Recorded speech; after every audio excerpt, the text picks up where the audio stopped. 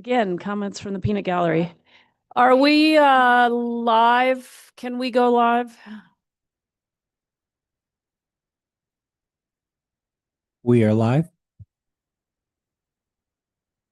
Thank you. At 5:06, I'm calling to order the 10:06, 5:06. That's tonight. At 10:06.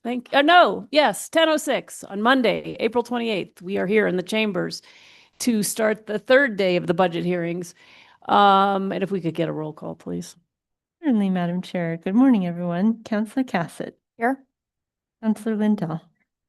Councillor Faulkner. Here. Councillor Lee Garcia. Here. Chair Romero Worth. I'm here. Madam Chair, you have a quorum. Thank you. Do we have changes to our agenda today? No changes from staff, Madam Chair. Okay. Then with that, we will move on to department reviews. Do you want me to approve it? Oh, I guess we should do Yeah. that. Move to approve? Maybe I'll sip some coffee. Second. Can somebody go get Councilor Mayor a cappuccino? Get me one too while you're at it. All right, we have a motion and a second to approve the agenda. All those in favor, aye. Anybody opposed? That motion passes. Now we are on to department reviews. We're starting with the Human Resources Department this morning. Good morning. Come on up.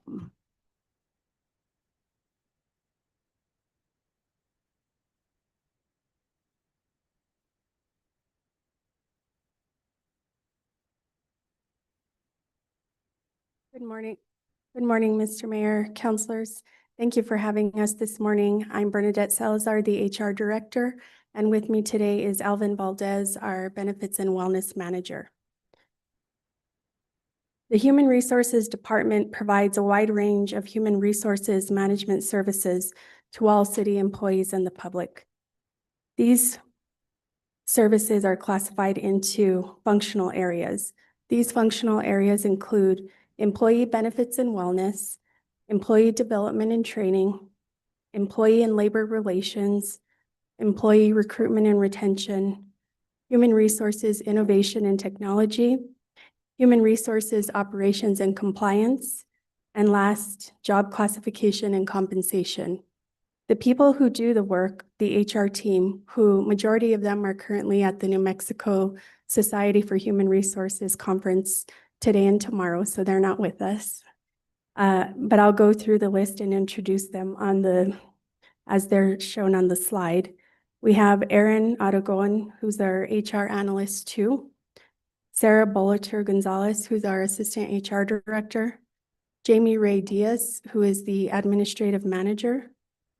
Carol Gruby, who is our HR organizational development specialist. Rebecca Lopez Soriano, who is our HR analyst 1. Erica Montano, who is our HR organizational development manager. Laura Montoya, HR analyst 1. Amanda Moya, HR supervisor. Alexa Pino, HR administrator senior. Ryan Ruiz Hernandez, HR analyst. Myself, HR director. Savannah Solano, HR analyst 2. Alvin Valdez, benefits and wellness manager. And Eileen Wilkie, who is our HR administrator senior. We currently have 3 vacancies right now, but that is the team who completes all the work in those functional areas. For the fiscal year 2026 budget, the highlights for HR include the recommended total amount of $32.3 million. The highlights of our recommended budget include investments in our employee compensation and benefits and employee development for our workforce, such as funding to maintain the current medical benefits plan design, which we've heard several comments from our employees that keeping the plan design is really important to them for recruitment and retention purposes. To continue funding our tuition assistance and professional development training for all city employees. This includes tuition assistance for a degree program, also for the New Mexico EDGE program affiliated with New Mexico State University for local and state government employees. And then lastly, the funding to support recruitment and retention efforts to include the recommendation of implementation of the last two phases of the compensation study as recommended by the consultant. Some of the 2026 HR initiatives that we would be working on for completion during this fiscal year is, again, if approved, the implementation of the third and fourth and final phase of the recommendations from the compensation study, if approved. Implement enhancements to the new hire process to be measured by time to fill reports. We are working on standardizing the presentation on recruitment statistics and other HR reports. So we keep a lot of statistics, but being able to formalize those presentations on an ongoing effort is our goal for this upcoming fiscal year. We also would like to implement the updated performance evaluation software that we've been working on. And we are also going to be working on updating our job application portal to make it more user-friendly for our applicants, both external and internal.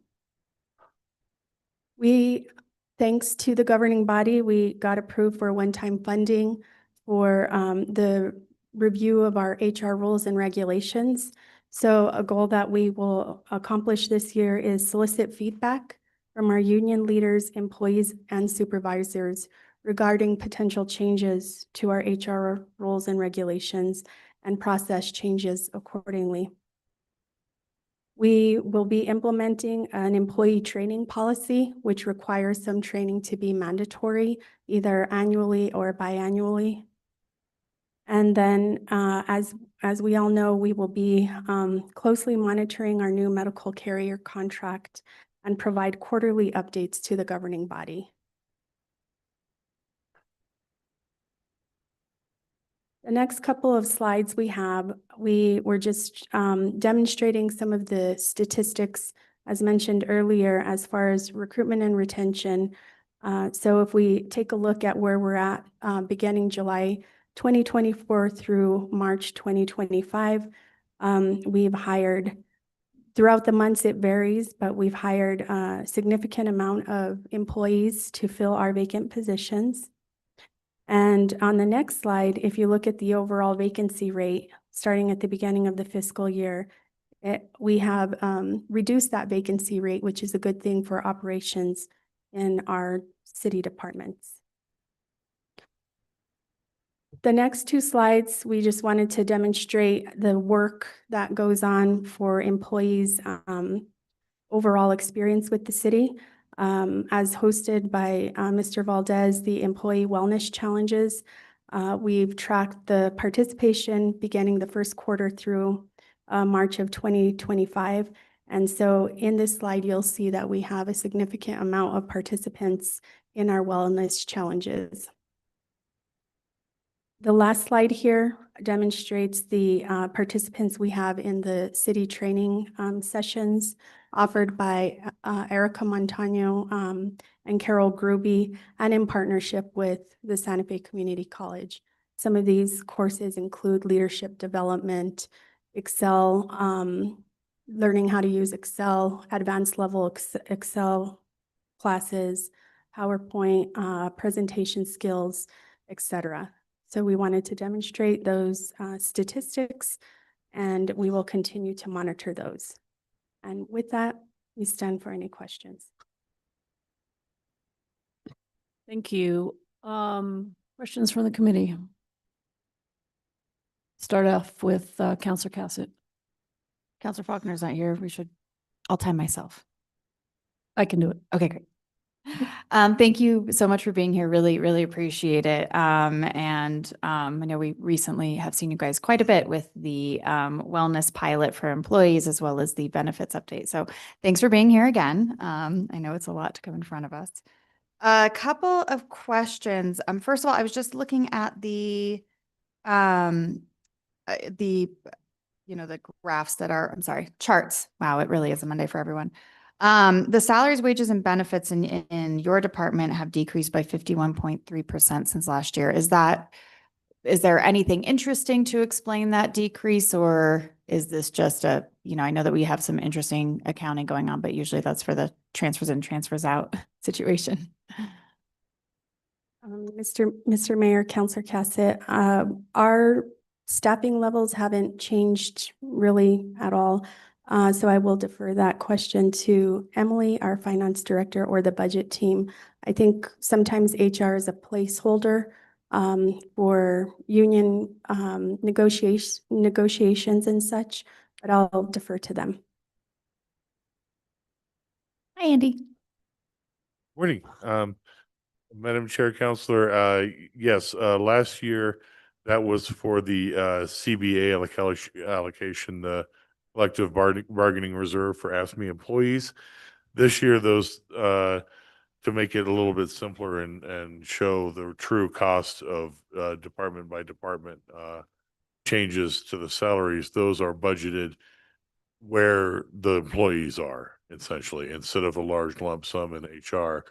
They're budgeted like Public Works employees increases are in Public Works, finances are in finance, so on and so forth. Wonderful. Makes sense. Thank you. I appreciate that.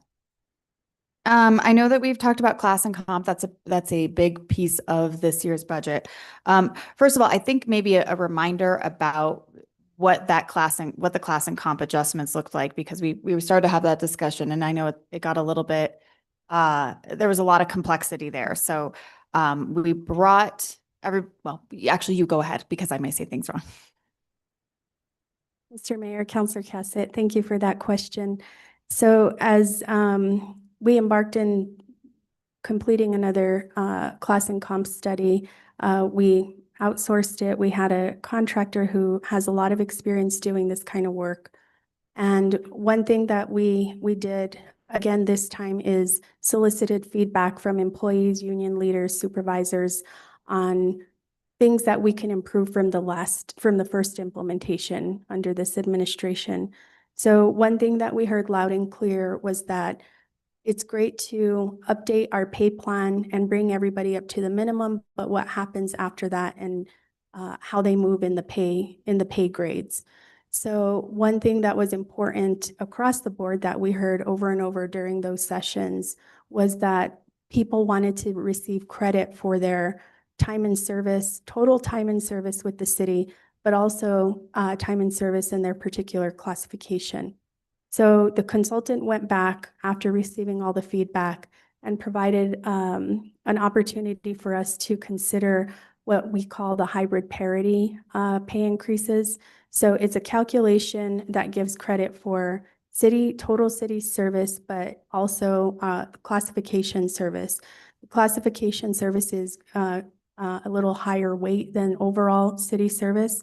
And after talking with the union leaders and other employees, this was a solution that we felt comfortable with, and this is what was ultimately approved by the governing body. So what happens with that is, because we didn't implement the class and comp all in one shot, it was really expensive to do that. So we broke it up into, really it's been 25% increments. So we've done two 25% increments based on what those calculations are for each employee. And so we're on the third one now. Thank you so much for that. And out of curiosity, as we're doing those adjustments, since we did break it up into these increments, for the individuals, we're now in the third increment, are they getting assessed from this point in time because if time is a factor, did the assessment happen when we first implemented class and comp and those numbers were set in stone at that moment in time? Or is the assessment happening at this moment that they have another year under their belt in both classification and city service potentially? Mr. Mayor, Madam Counselor Cassett, sorry about that. I guess I need coffee too. There's a lot of us here, so it gets confusing. In order to provide actual numbers for budget, it was in that point in time. And so they're not continuing to be reevaluated every time. Otherwise, it's a moving target as far as budget is concerned. Okay. At the point in time was when the study just came out. And so that's when It's just not clear. Thank you. Okay. So the other question is, I know class and comp, and we had a lot of conversations about this. Nothing's going to be perfect. No study is perfect. And I think, it's sometimes we get this hard thing of like, there's going to be adjustments that need to happen. And we heard about that at the beginning and some of the concerns. I would like to hear more about how that has been going. Have there been, as departments are taking a look at how this came down in the black and white, if there've been reorganizations, reassessments based on those shades of gray that we know are not going to perfectly fit within the formula, because that was a really big concern. And I know that there were some challenges. So have departments taken, the opportunity to shift as needed? Have there been individuals who have come forward that we've been able to help adjust? Mr. Mayor, Counselor Cassett, we have been working with departments. I think because of the way the calculations work, as far as the classifications itself and time and service, it's a fair process and people understand because their time and service is the main factor. What we have seen is working with departments on reorganizations or changes to job descriptions, which sometimes result in a higher pay grade because there's recruitment issues. So if we see a position that is a hard to fill position and we look at other agencies that maybe are paying a little bit more, it's coming more from that angle than individual people saying, my salary is out of line. So, for example, transit, we just kind of revamped their job descriptions and brought up the minimum pay for transit drivers. But that was across the board in an effort to try to hire more transit drivers. We've also done that with parks maintenance employees in the last year. And so that's kind of what we're seeing.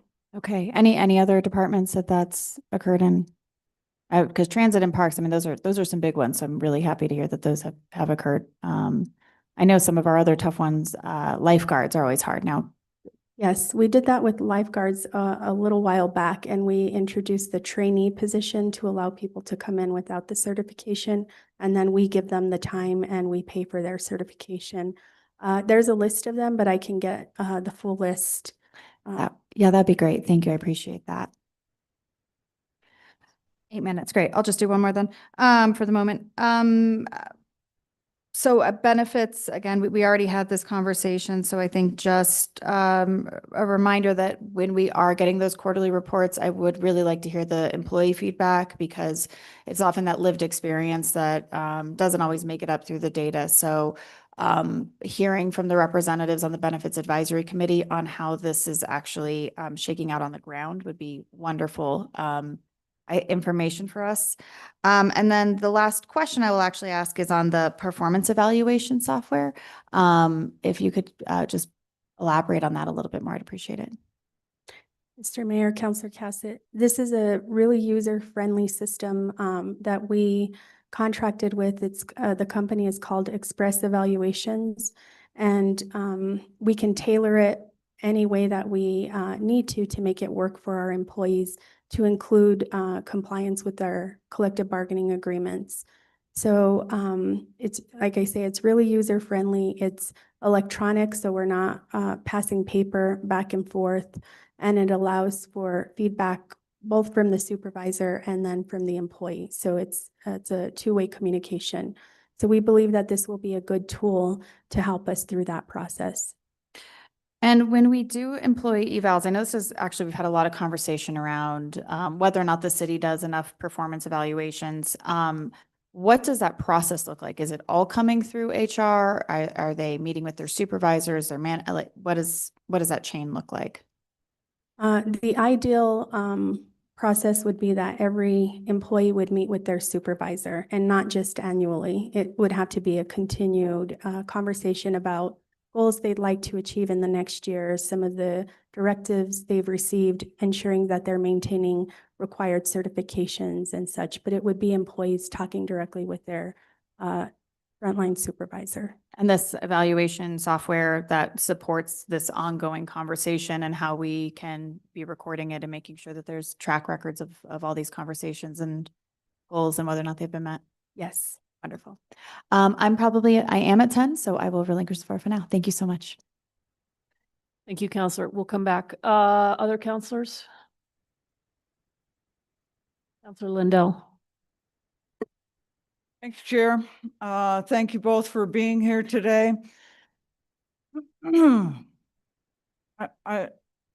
I just want to congratulate you and say thank you that in this last year, when I look at the presentation that you made, the things that you got done in this last year are things that we have been trudging on for years, before either one of you were here, in the positions that you're in now. I think you're really to be congratulated, and I think that the actual goals that you've set out for the next year, the programming and the things that you want to address and get done, the slide of the 2026 HR initiatives. I think you're to be commended on those. The class and comp, we talked about that for years and years and years, and you got it done. So congratulations. It was a big push. Alvin, the programs, the wellness programs you do, and the numbers I see here of people participating, you're to be well congratulated. I think you bring that attitude and positivity to people that they want to be a part of. And that's really important. You know, we need to build our own community here too. I think performance evaluation software is one of our next hurdles, and it looks like it's a focus for the department. I'm very, very appreciative of that. We've talked about that, and it's something that we absolutely need to have. The number of people that have participated in trainings, it's terrific. I don't know. I don't know that we set a goal for it or a marker for it, but if we did, I know we far surpassed what any of us thought was going to happen. So, what I would have to say is I wish we had more resources to give you, but carry on. Counselor Faulkner.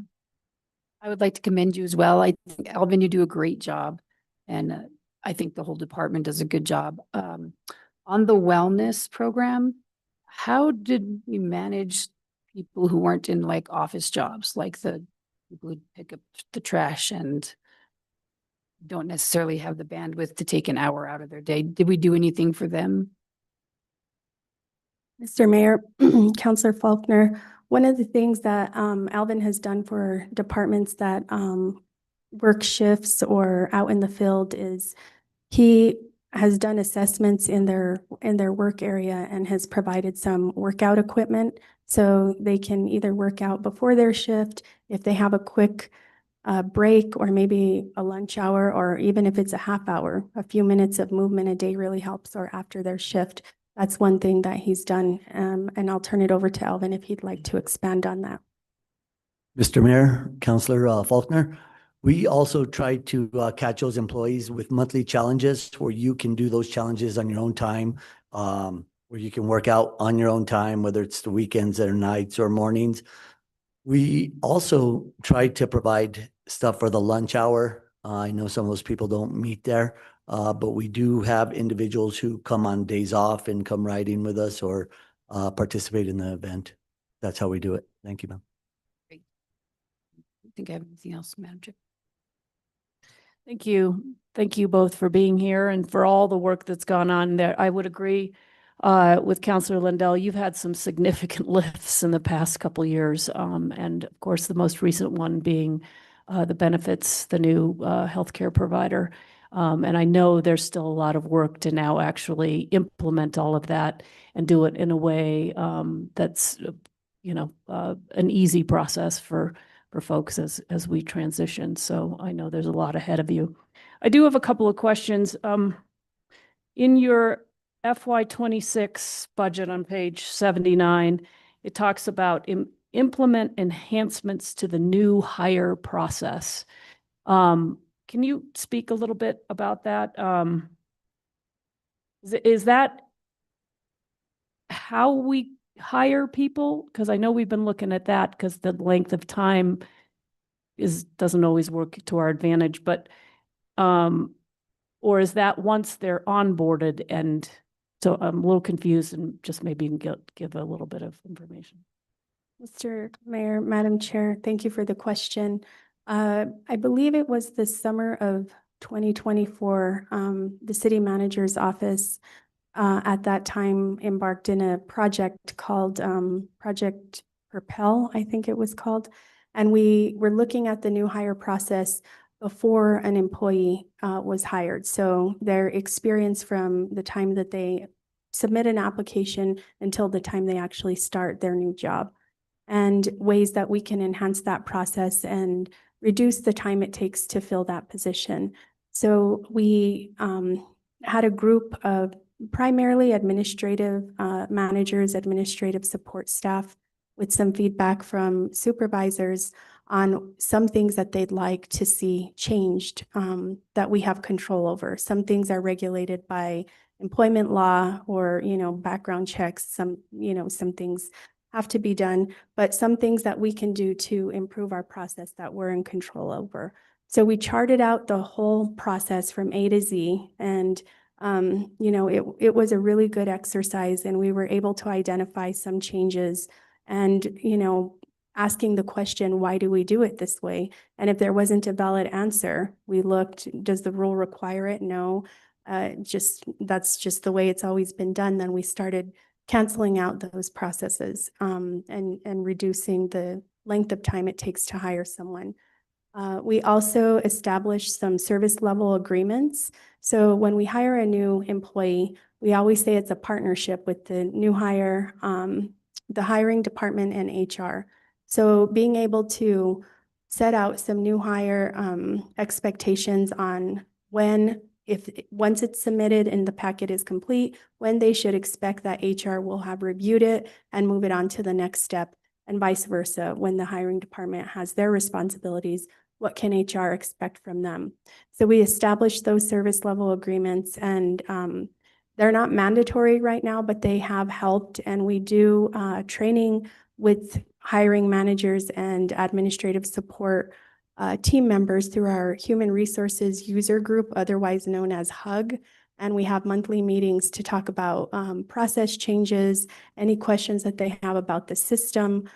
So that was a really good process that we went through, and it helped identify how we can reduce the time it takes to be more competitive when we're hiring. And we'll continue to look at that as we go. And I think one of the things we're really want to get done this year is enhancing our application process. And so I think that will also lend to this project as well, to reduce the number of days that it takes to hire a person. Okay, so you actually have a renewed or refreshed process based on all this work, and what you're talking about in this budget is that you'll start to actually use it. Yes, we started using some of the things that we could change immediately, that were just a few changes either to IT forms or HR forms, or reducing the number of people that have to approve it if it's not necessary. So we've already started those changes, and we've seen some significant gains from those small changes, but we already have a listing of the things that we've changed. Okay, and I mean, how hard do you think this is going to be? Is it just a matter of starting to do it? Is it a cultural shift? Is it a bunch of forms? Is it how, I mean, you've got a lot going on already. What's the lift like? Mr. Mayor, Madam Chair, I think for the most part, the forms have been changed. A lot of it is just doing it, but I think the heavy lift is really looking at our technology and how we can use it to its fullest capacity. I don't think that we're doing that now. And I think that when we spend more time with that, I think we'll see better results as far as applicant experience and employee experience. If people are doing things, current employees are wanting to make changes to their profiles as far as, you know, tax deductions or whatever, electronically, I think having more emphasis on that will be a lot more, we'll have more streamlined processes. So we've been working with Eric Candelaria, and we will have a Tyler Munis representative coming down, I believe it's the middle of June, and we're going to go through our entire hiring process, and they're going to tell us, okay, you know, you're not using this feature, or if you turn this, you know, switch on, if you will, it could reduce the time it takes to do X. So we're going to do that evaluation here in June. Okay, so we're going to be able to use Munis. We're not shopping for new software at this point. Right now, we're going to evaluate what we can do within our current environment because we don't have the budget for a new ATS or application tracking system. But if we find that, you know, there's some limitations, then, you know, down the road, there could be a recommendation. But for right now, we're going to work with what we have. Okay.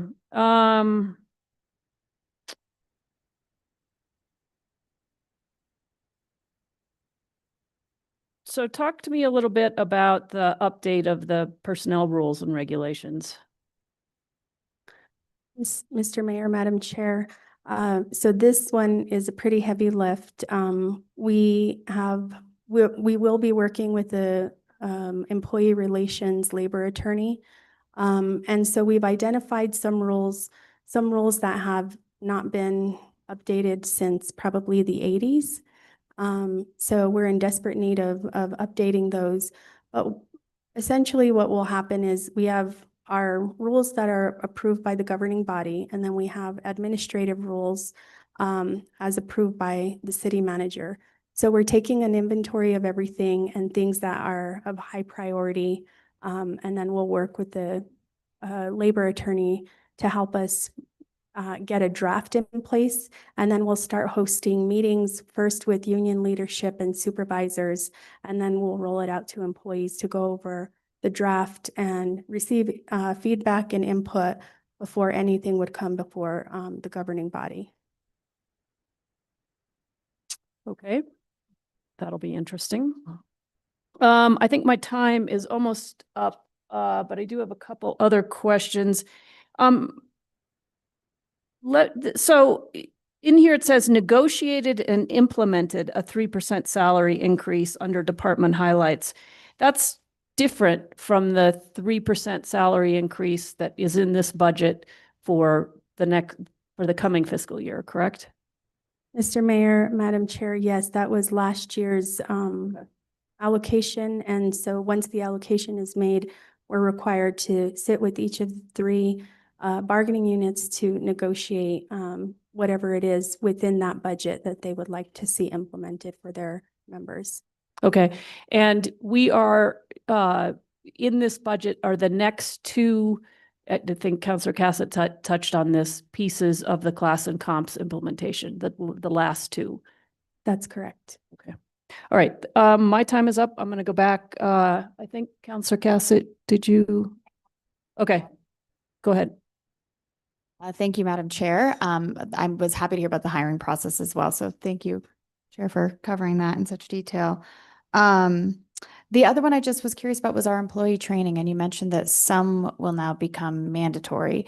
Do we have some mandatory trainings right now? And what are those? And then what are the ones that will now be become mandatory this upcoming year? Mr. Mayor, Councilor Cassett, the one mandatory training right now is ethics training. So that is happening and mandatory annually. I don't have the complete list of the draft we have in front of us. We still need to solicit feedback from the union membership, but some of the things that have been identified as mandatory training would be harassment prevention, workplace violence prevention, some safety training, communication in the workplace, and some of them might be annually and some biannually, but those are some examples so far. Okay, so it sounds like it's a lot of the, almost like the social policies of, or the social agreements we have in working, or social policies rather, because there are rules and regulations around that. Do departments then have, requirements for annual job training, or is that really more reliant on, I know many of our staff have outside certifications that they are required to do continuing education to keep. But do our departments have, kind of updated job training requirements, and is that left at a department by department basis? Mr. Mayor, Counselor Cassett, yes, the language that we have drafted so far for the policy includes any job-specific training as directed by the department director. So those will be up to the departments. Okay, wonderful. Thank you so much. That was all I had left. Thank you, Madam Chair. Okay, thank you. And just one other question, and thank you, Counselor Cassett, for asking it that question. That was one of my last ones as well. In your proposed budget contractual line item, there's a decrease. Can you just characterize, I think we probably touched on most of the things you have contracts for, but can you just characterize contracts that are represented in that line item? Mr. Mayor, Madam Chair, some of our highlighted contracts for HR is the Aon contract, our benefits consultant, and then, of course, the benefits administering our claims. So we heard a lot about that. It's currently Cigna. It'll now go to Blue Cross Blue Shield. We have a contract with Concentra for pre-employment physicals, and then our drug screening process, that's another contract. We enter into an agreement with Santa Fe Community College for a lot of trainings. But in HR, we don't have a lot of contracts. Those are pretty much the basics for HR. Thank you. Appreciate that. Any other questions from the committee?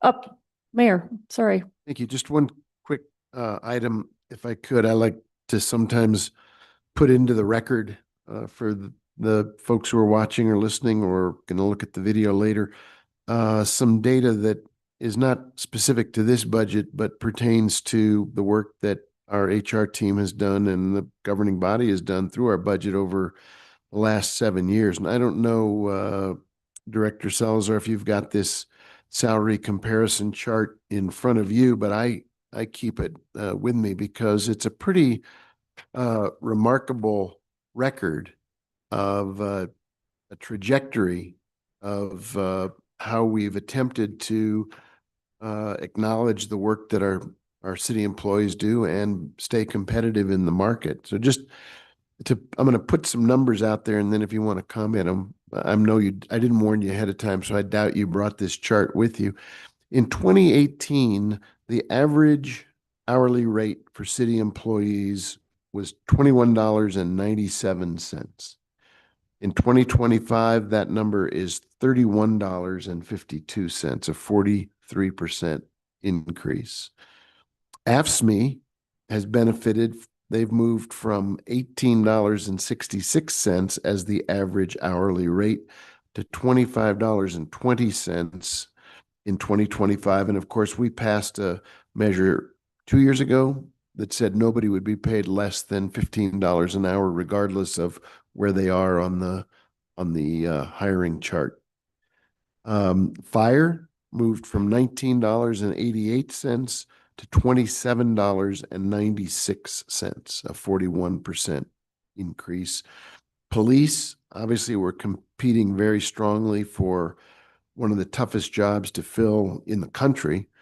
In 2018, the average union hourly rate was $24.49.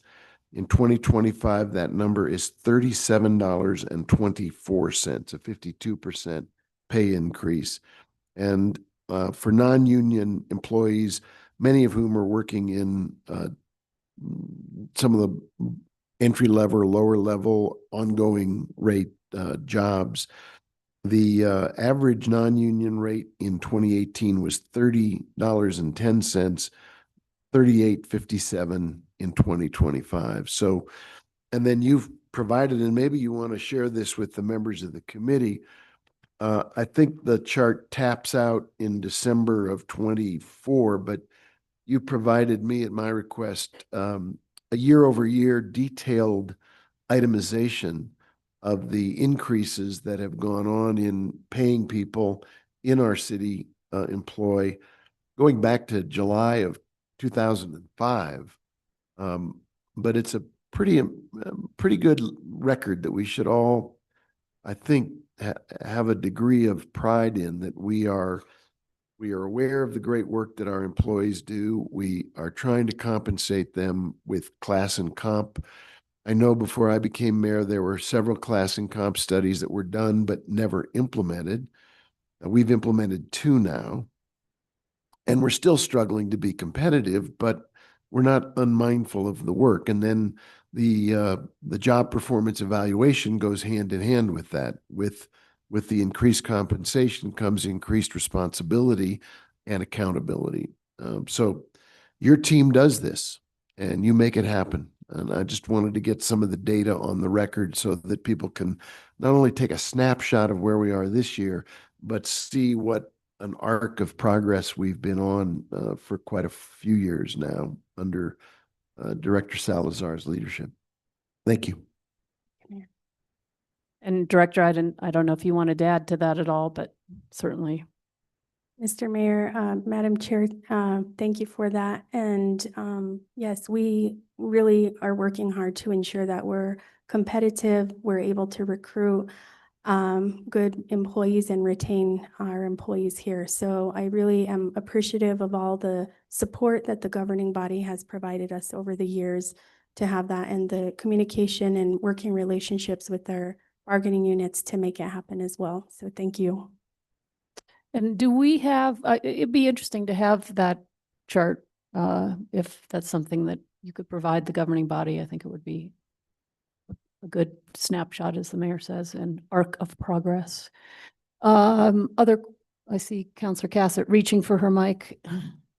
Just to add to that, I think it would also be really interesting, because I know this is a big conversation, is when we're looking at those average, I believe it would be the non-union, if we could separate out anybody that's management and higher and not, because I know that is frequently a conversation, and would be, I think, helpful for us to have that information as well. Thank you. Okay, anything else from the committee? We have a motion. Second. We have a motion and a second to preliminarily approve this budget. Can we get a roll call? Certainly, Madam Chair. Councillor Cassett, Yes. Councillor Lindell, Councillor Faulkner, Yes. Councillor Lee Garcia, Yes. Chair Romero Worth, Yes, motion passes. Thank you. thank you. Thank you. Okay, we are going to move on to the Public Works budget.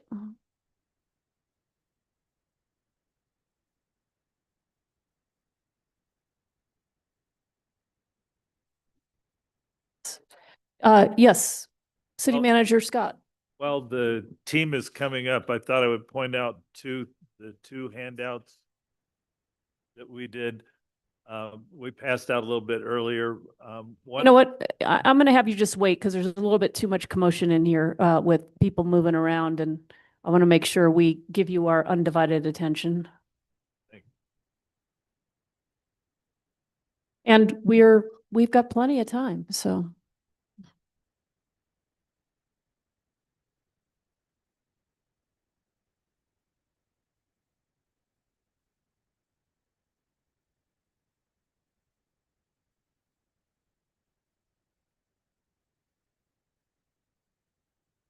Okay, Mr. Scott, sorry about that. oh, thank you. We handed out two staple documents, sort of, earlier today. Thought I'd explain what they are. You'll recall the other day when we were doing the budget reviews, there were questions about the details under contracts. And so what we did was we made a printout. The budget office did this, I didn't. They did a printout of all of the different contracts that are in all of the city budgets.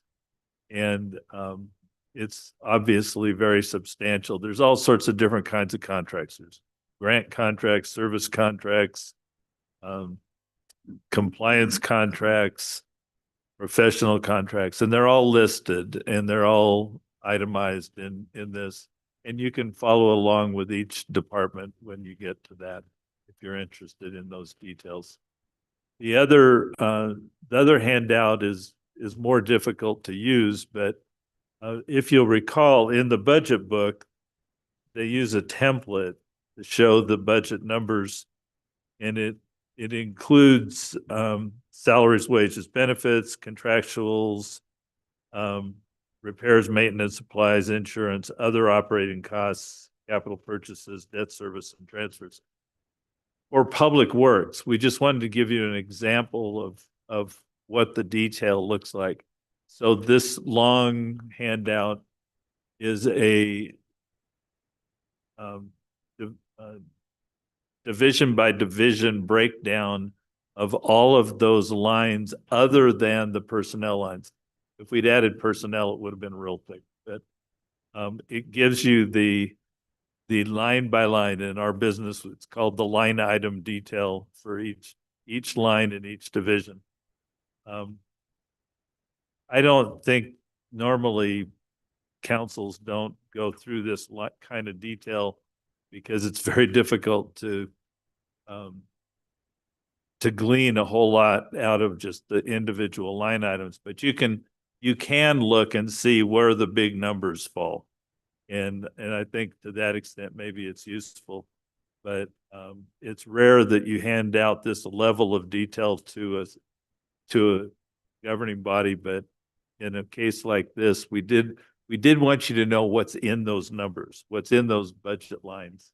And this gives you that kind of detail. So thank you for that. Yeah, thank you. Thank you. I appreciate having this. These don't roll up though into the line items that are, well, they do, but they don't easily roll up into the line items that we see in the budget book. It's just, yeah, because it's a template, and we would know which lines go into which of those categories. I'm sure Andy could tell you which budget lines go into other operating costs, which budget lines go into insurance, supplies, and so forth. And are these aren't by fund though, are they? Or are they? Or at least we're not seeing them by fund. Is it all funds, Andy? You don't have to come up, just you can say yes or no. It's all funds.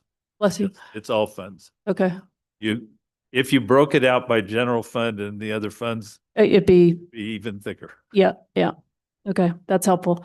Yeah, it was reported in this morning's paper that our budget book doesn't include line items, and I just want to correct for the record that actually our budget book does provide line items broadly by department, but it doesn't go into this level of detail. And as you've said, councils don't generally dive this deeply. But just to give us an example of what kind of the next level down would be, this is what we're looking at. And we could tailor reports to be more useful. I mean, it's the kind of discussion we could have at some point, how we could tailor the information. We could, for instance, suppress anything below a certain dollar amount. That's all very doable. We just need to have that conversation. Yeah, and I think the new Questica software will help us with different reports. I mean, with the one that I'm most excited about is just the budget to actuals, but I think there's probably a lot of what they call functionality in that software that'll allow us to look at various things, whether it's, broad categories of training or, whatever it is, however we want to slice. I would assume that new software is going to help us. I hope so. It's certainly achievable to do those breakdowns, and probably more useful for a finance committee or a governing body to look at programmatic breakdowns of the numbers rather than line item breakdown. Right. Okay. Thanks for the language. That's helpful. Mr. Hopkins. Madam Chair, I was just going to add that I know Councilor Faulkner had expressed an interest in seeing the detail on other operating costs in particular, while Human Resources was doing their thing up here. I did create a query that has all the other operating costs detailed for each department and division.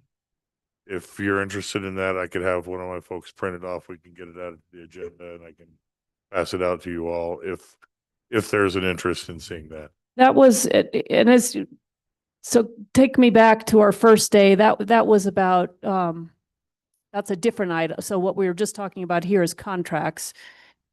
We have three little places where there's been some interest. The new transfers in and out and what that represents. The contractual line item has always been of interest to counselors. And then what you're talking about is this other operating costs. Madam Chair, that's correct. We did not produce a report on transfers because seeing the line item detail of the transfers is really not going to tell you anything, because it'll just say operating transfer out to 540 or operating transfer in from 100. That's really not going to tell you anything. Right. But the other operating costs will give you, for example, it'll say Public Works, Facilities Division, then advertising, dues, print, publish, and amounts, of course, to go with those. Yeah, and you So- characterize those things that fall in that line item broadly as on Monday, last week. Miscellaneous, yeah, Yeah. things that don't fit into other categories. But I was just going to mention, if there is interest among the committee, we can post that online, OCR it, and also I can have one of my folks, I can send it to the printer and hand it out to you all if there's an interest in it. It's just, How many pages are we talking about in it's terms of? 10 pages. Oh, okay. Well, then I think we want to look at it. And Okay. just also, I think there was a request to make what Mr. Scott was flagging for us also electronic, put it online so everybody else can see it. Madam Chair, Armenia is working on that, right? Okay, great. Yep. Thank you, Armenia. Counselor Faulkner. So anything that you produce for us, I think it'd be good to produce for the public as well. That's Uh, a part of. Yeah, that is, Madam Chair, Councilor Faulkner, that is the plan. We will, I'll send it to the printer once I get away from the microphone here, and then I'll give it to Armenia. She can PDF it, OCR it, and put it on the agenda, so it's fully accessible. That'd be awesome. And thank you for doing this. This is the kind of stuff that I was interested in seeing. Sure. And so I really appreciate it. And then hopefully after these budget hearings, we can get together as a team and try to figure out how to get the sweet spot on this. No problem. Madam Chair, Yes, if I Director. may interject, I'm happy to report that the materials that we're discussing, the list of detail for Public Works and also the contract list citywide have been electronically uploaded to Civic Clerk. So there's the information is available to the public and to those that may be watching online, and the documents were OCR. So that's done. Thanks to Armenia for taking care of that. Great, thank you, Armenia. And so when you say they're now part of the packets for today's meeting. Madam Chair, that's correct. Okay. So if you look at the agenda for today in Civic Clerk, you'll see these documents have been added to the packet. Okay, when I get a minute, I'll refresh my packet and take a look there too. Yeah, and thank you all for that. Appreciate it. And I think, again, the new Questica software and, better understanding some of this detail, and to Councilor Faulkner's point, what actually is going to be helpful and or relevant to us as we move forward. It's helpful to know kind of what's out there. So I appreciate that. Okay, so it is my intention to break for lunch at noon. I kind of think this budget may take longer than an hour. So it's a big department, lots of important work going on here. But I we're not, we have time, we're going to take the time, and I've been asked to provide a lunch break every day. So just everybody, let's just plan on lunch at noon. And so with that, Director Regina Wheeler is here with us, and her team is in the chamber, and I'll let you introduce folks as you need to, or if we ask questions and you come up to the podium and you haven't been introduced, please provide your name and your title. Just as I keep saying, we all know who you are because we work with you regularly, but people who may be watching now or later may not. So with that, Director Wheeler, good morning, welcome, and you can take it from here. Thank you so much, Madam Chair, members of the Finance Committee, Mayor, City Manager, and Finance Director. Thank you so much for this opportunity to discuss Public Works in the context of the fiscal year 26 budget, what we do, how we do it, and who does it. First, I'd like to start with introducing some of the Public Works team that's here. As has been said a number of times and by the mayor in the budget book, this budget really focuses on the staff. And the city of Santa Fe is very lucky to have an extremely talented Public Works staff. And I'd like to introduce some of the leaders right now. We have Jennifer Morrow here, who's the Complete Streets Division Director. She's a professional engineer. She's been in Public Works departments for around a decade, and she has only been here 2 months and is really doing a great job. We're so happy to have her. Then we have Melissa McDonald. She's a licensed landscape architect and the director of our Parks and Open Space Division, which is our largest division by budget, not by head count, but by budget. It certainly is. And we're super, of all the talents that Director McDonald has exhibited over the last number of years in leading this team. And so really appreciate her contributions to Public Works and this budget. And then we have Sam Burnett is our Director of Facilities. Sam demonstrates his extraordinary expertise in facilities, both in the heat of battle and in the planning space, in saving us in immediate needs and helping us with long-term needs. So we're so lucky to have Sam leading his team. And then we also have, Steve Caspin is here, the parking director, right there, wearing glasses. You might not recognize him.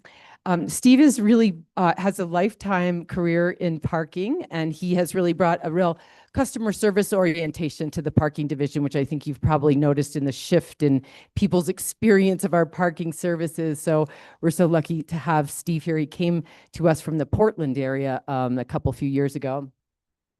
And then we have Andrew Baca, who is our interim director of operations and maintenance at Transit. Andrew worked his way up from being a bus driver to now being the Transit Director of Operations and Maintenance. He's a brilliant statistician. He really understands his organization and his operation. His leadership is legendary over there with the transit team.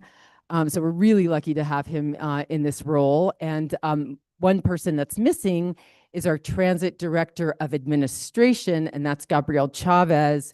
She came to us from the state, actually, with a deep understanding of FTA grants, which is key to this transit business.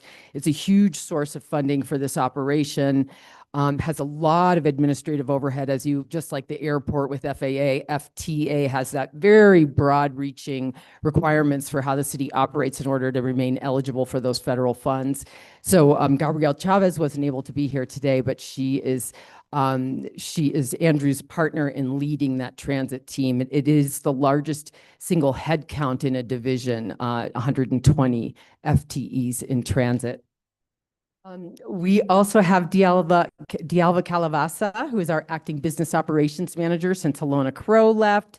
Dialva's been with us some number of years. She is the right-hand person and leads facilities with Sam Burnett. She's the administrative manager and quite deep accounting expertise and munis expertise to help the division with our budget and our all of our financial transactions. And then we have Eric An-E here, is a few rows back. He's the director of the Metropolitan Planning Organization, sort of a more recent addition to Public Works, really excellent addition with a lot of synergy with our Complete Streets team, really helping us to be innovative and ensuring safe streets are operated and built. So we're happy to have MPO and Eric's team inside Public Works as well. Then we have Henry Lucero here, who's at the department level and does communications and materials for the Public Works Department and helped us with the beautification booklet. And then we have Lucretia and Dominic from the Complete Streets team. They're our administrative team in the Complete Streets division. So that's just some examples of the really extraordinary staff we have in Public Works. I'd like to say about these leaders that not only do they have great expertise in their technical area, which is really important, what do you do about a room that isn't getting cooled, or how do you fix an area that ponds after a rainstorm? That's technical expertise, but they also have really excellent leadership skills. How to organize the work so it's efficient, how to organize the people so that they're satisfied, so that they're able to do their job. What tools do they need? Like really overall management. And so this management team handles, as you can see by the budget book, a large budget overall and cooperates to lead the people to deliver the services that are the goals of the governing body and the mayor. So that's some good news. I feel like I'm going to be a little bit like the city manager in his presentation about the budget, where there'll be good news and there'll be not so good news. You can't do everything in a budget, which has been said, and certainly not in the face of the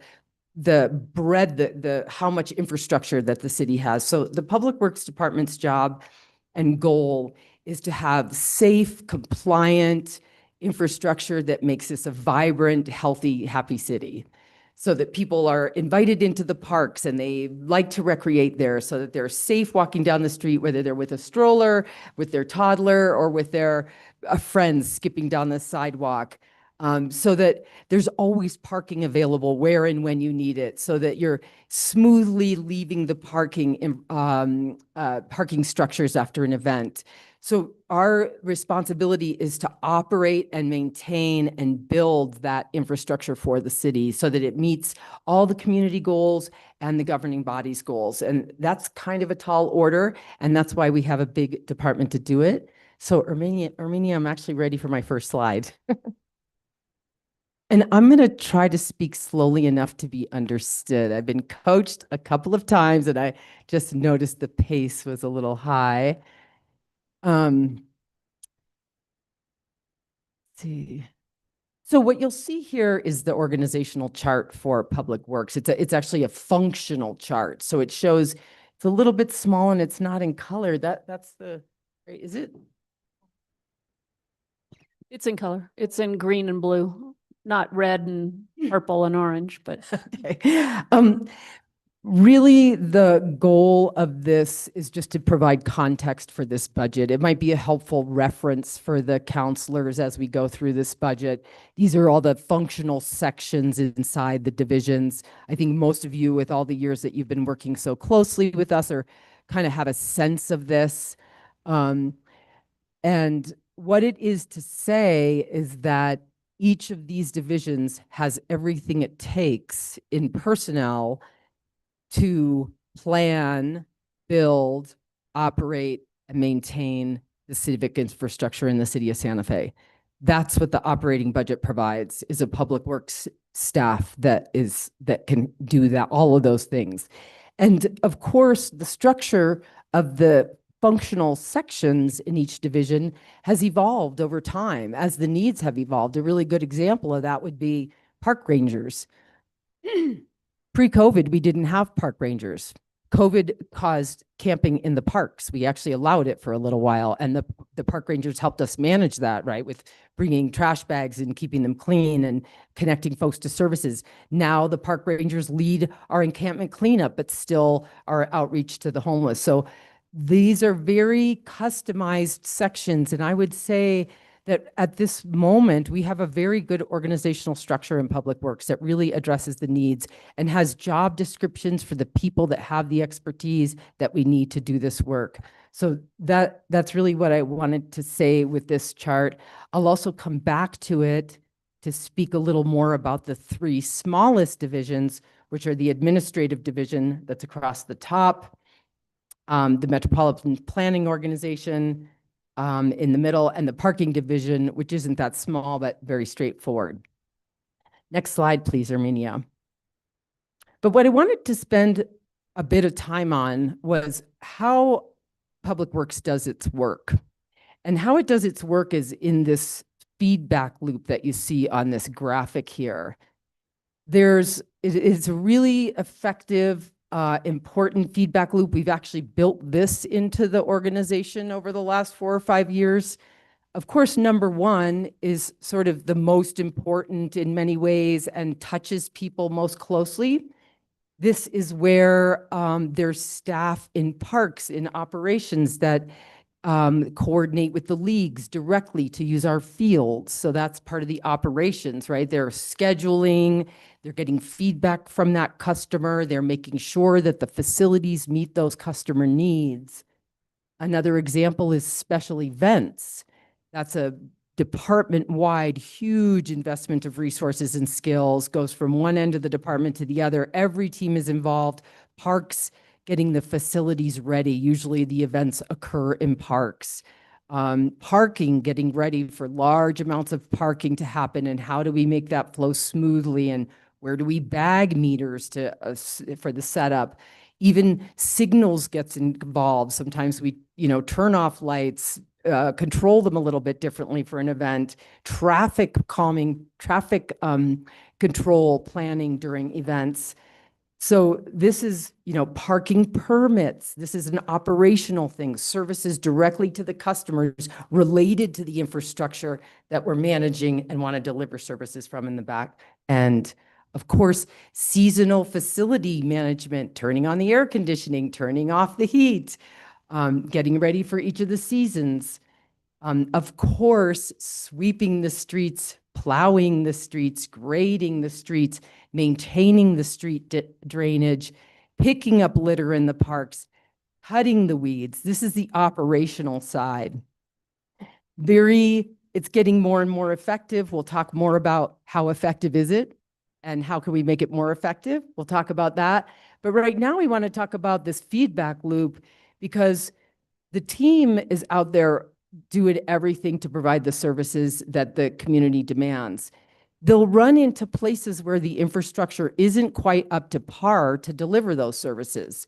And they need a place to either to bring that information so that it can be addressed. And in this feedback loop, it can get investment in and repaired.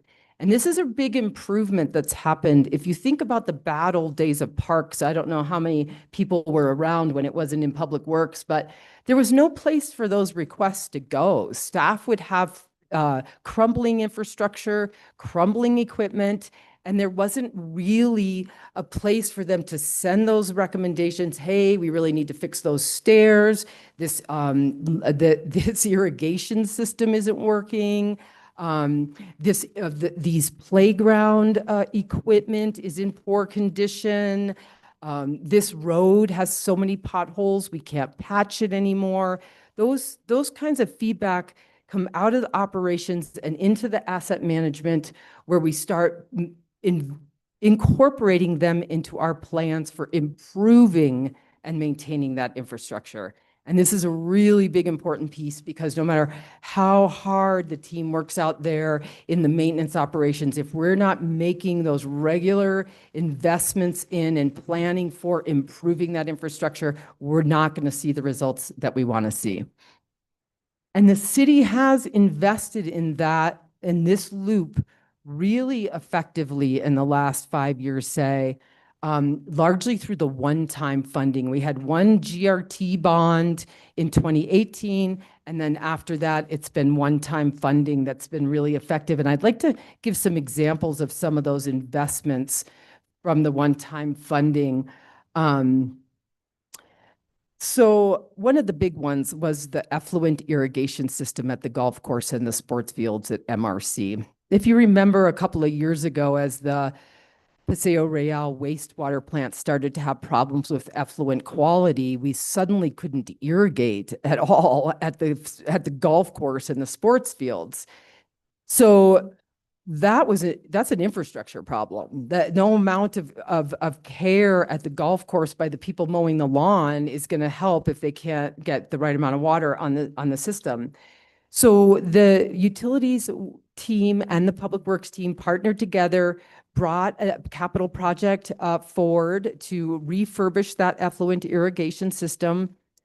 Wastewater was on top of it, even ahead of this, where they installed a tank to chlorinate the effluent from the plant so that if it had an E. coli discharge limit exceedance, they could chlorinate and we would still have water to use it, that they could either put in the river or that we could use in our effluent. We took the investment that the governing body made and we refurbished and replaced pumps, controllers at the MRC and golf course side. They replaced pumps at the wastewater side. Unluckily enough, at the same time, we had a compliance action required, another $1.5 million invested in the ponds had to be refurbished. That was all done this season. But now we're turning this whole system back on and it looks really good. We're installing meters for backup potable water just in case we have to. We've got systems for backup raw water. This is what we have to do as we invest in these assets and we execute capital projects to have operations that are really satisfying and can consistently deliver the services that we want to. I could go on and on with examples, but another one is the median beautification project. We're just about complete with designs that will make our medians manageable to maintain and beautiful and safe. That's an infrastructure project, and we'll be deploying some of that, we hope, on Airport Road very soon in advance of the big repaving project, because some of the gateway medians that were targeted with that project are there. So the list goes on: tennis court rehabilitation, field rehabilitation, investments in our buildings for staff to sit in buildings, and on and on. And everything we do, every HVAC we replace, every road that we pave, every pump we replace, it's beginning to sound like a song, makes the delivery of services more satisfying for everybody. So it's a very important closed loop. And this budget, the operating budget, funds, as you can see from the bullets on this slide, most of this circle. And the only thing the operating budget doesn't fund is the actual capital for those capital projects. But the planning, the preparation, the deployment of those projects is all in this operating budget. Another piece of what's in this chart is the asset management also includes being careful of what's built from scratch. Brand new infrastructure meets our current best practices guidelines. And that includes private development as well as city projects. And most of our infrastructure is actually built by private developers. They're out there building roads and adding streetlights and roundabouts and stormwater and ponds. And so this exact team sitting behind me actually participate in the careful review of private development plans to make sure that we're building in safety and maintainability and compliance, building it into our infrastructure. It's another really big piece of work that happens in public works. It's a partnership with our land use partners.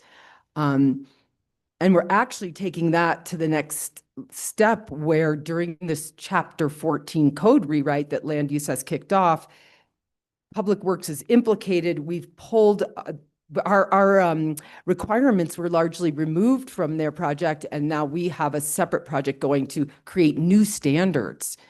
We're going to do things like recommend lower speed limits on roads, narrower lanes, wider sidewalks, bigger planting areas for trees so they actually live, real maintainable stormwater infrastructure. So this asset management piece is a big focus because this team is committed to number one, which is operations that deliver the services that the community needs and that meet the governing body's expectations.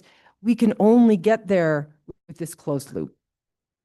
I think even though 2 and 3, the money for the investments is not generally in this budget and has been covered with one-time funds from the governing body, as well as some legislative funds and grants that we have quite a good stack of right now. There are still needs that are unfunded. City manager mentioned a number of them in his opening remarks, and we'll have to work together to address those. Let's see if I want to say this next point. Yes, I'll just say this one thing. Because we don't have a reserve fund or a stream of investment in deferred maintenance in our buildings, in our roads, necessarily in our signals, we will have to address some things as they go, just like West Alameda Culvert. The West Alameda road reconstruction project has been on the books for probably a decade. It hasn't happened, and things begin to fall apart in those conditions. And we have dealt with it as a team. I think we've, responded as best we could. It's not our favorite way to go, but given limited resources, it may be the way that we go. So that's the sort of feedback loop and how capital relates to operating and how the team manages to try to give, really good operations through a full cycle consideration. Next slide, Armenia, please. Thank you. So some of the areas that the department is focusing on this year, it's a mature organization at this point. Parks was added back in 2020. MPO was added a couple years ago. We have a division director in every seat in every division, which is a breakthrough for the department. It hasn't happened in 4 years. Really exciting. So now this is sort of a maturing, an optimizing of our work, really getting better at it. Safety and compliance is number one. We are responsible that our streets are safe. Whenever there's an accident, there's very often investigations to look and see, did the signals work properly? Was the striping right? Are the angles, was there a clear line of sight? These are things that we're responsible as Public Works team to operate safely and in compliance. I'd like to talk a little bit about the compliance piece and the people piece. Public Works has a whole bunch of people whose certifications that they professionally carry are required for the city to do the business that we do. So for instance, Facilities has a general contractor, GB98, a licensed general contractor that is our qualifying party so that the city can undertake activities like that new cashier's windows that we see here in City Hall. We have to have that license from CID, a permit that we apply for every year, using this employee's license as our qualifying party. We also have licenses, qualifying party licenses in Facilities of journeyman electricians who do the same thing. We file with CID, so we get a permit so that we can do electrical work on our buildings, and mechanical as well. We also have qualifying journeymen in complete streets for our signals. It's required by the state CID that the people that touch wires in the signals are journeymen. We have the journeymen. We have the whole apprentice ratio requirement that we adhere to, and we file for that license, that permit with CID every year to be able to maintain our signals. We also, so there's a lot of course, we have an ADA coordinator who has the certifications required he understands the law and reviews our plans. Of course, we have stormwater compliance issues. We manage the MS4 discharge permit for the city, making sure that nobody discharges illegal substances into our waterways. And we also work with city departments The MRC effluent irrigation system that I mentioned, that's a permitted system by NMED. It has a discharge permit, just like the wastewater plant, very highly technical. The superintendent of water resources manages that very carefully with, of course, our partnership and oversight, but he is the point on that.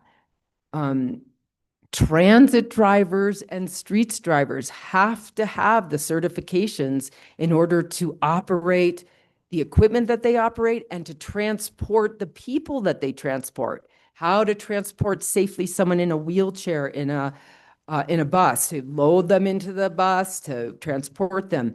How to de-escalate when there's a troublesome customer coming onto a bus. They get all kinds of people walk onto those buses, and our bus drivers have to be trained in that de-escalation, in supporting people with different kinds of disabilities. They get extensive training and certification to be able to do this.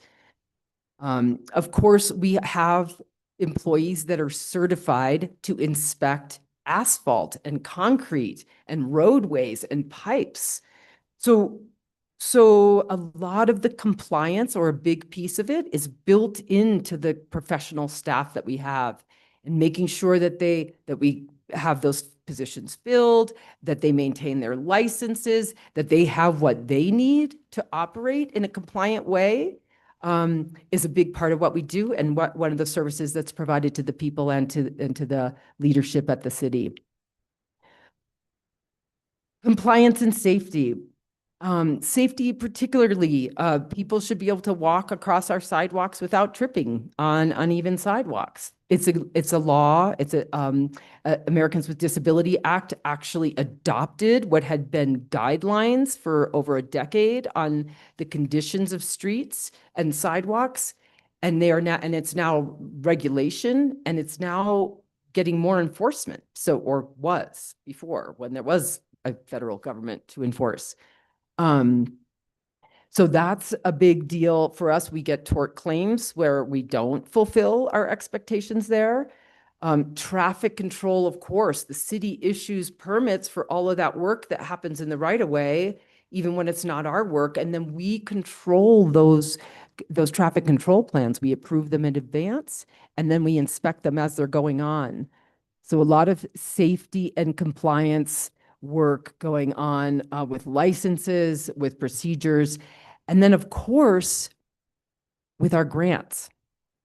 Every grant that we get, whether it's a state grant, whether it's an NMED, a DOT, Federal Transit Administration, each has its requirements for how can we spend that money? How do we have to report back? What are the reimbursements? What are eligible expenses? When do we apply for expenses? So there's a lot of compliance work in the administration and public works for making sure that we comply with all of the different funding requirements for procurement and contracting and scope, as well as for the actual infrastructure and keeping it safe.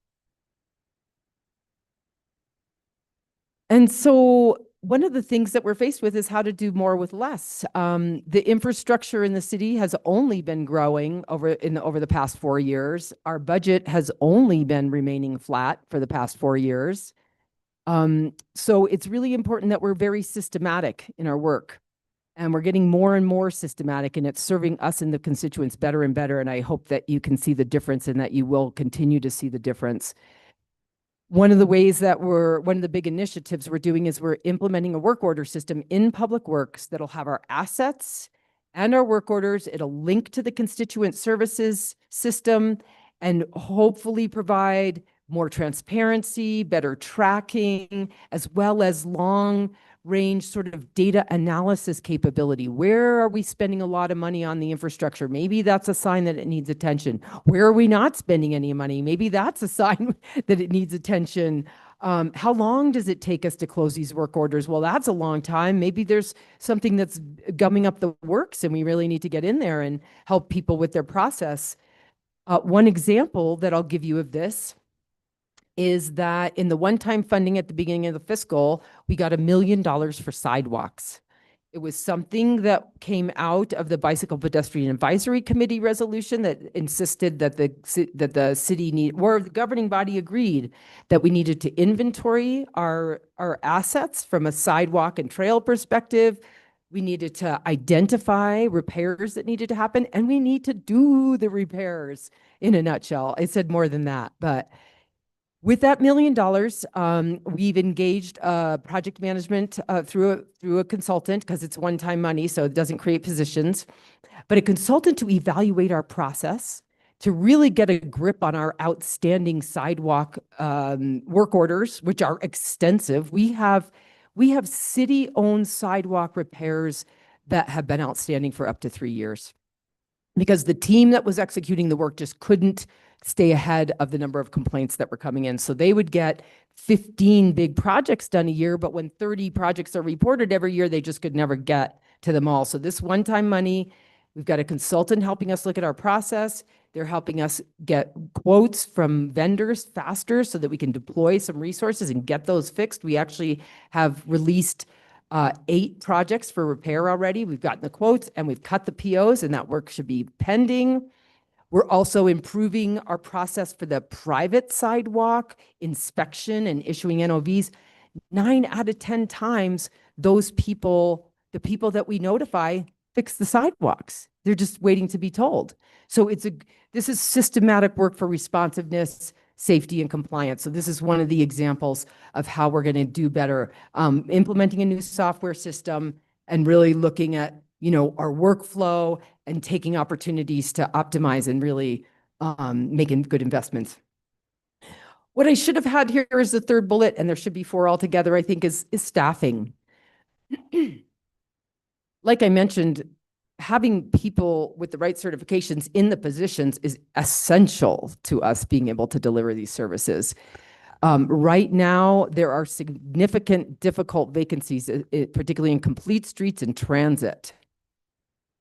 We just lost our traffic engineer, Jean Wolfenbarger. She went to the New Mexico to DOT. We're so sad to lose her, but it was really a sort of a career path choice for her. Back to sort of standard engineering. We've also lost Mike Damelin recently, a professional engineer, to Los Alamos National Laboratory, largely because they offer 3 days of work from home and of course more pay. But we're hoping to maybe steal him back. Maybe it's not such a great place to work, the labs. So those are 2 really. There's also a vacant drainage engineer position that's been vacant for some time, and we've worked really hard on that. But this is the thing. We're just going to have to get focused and competitive to fill some of these difficult positions that are absolutely essential. Transit, of course, is missing a lot of bus drivers still. Even the change is recent, so we're hoping to bring in some more CDL bus drivers. And they've done some innovative things with restructuring services so that we need less CDLs. So we'll talk more about that when we get to transit. So staffing is a really important focus. And then, of course, thorough asset planning so that we know when we need to ask for money to make an investment. And when we get the money, we're ready to invest right away. We've got the scope of work. We know what we need to do. We know how we're going to do it. There's a lot of upfront work and project development that you can do before you get the money. So on and on and on. There's a lot of implementation work here. And I guess I'll go to the next slide. Let's talk a little bit about money, since we're here for the budget. This is I didn't put a lot of number slides in here. There's a lot more numbers in the book, and we'd be happy to discuss specific numbers. This is the overall budget by division.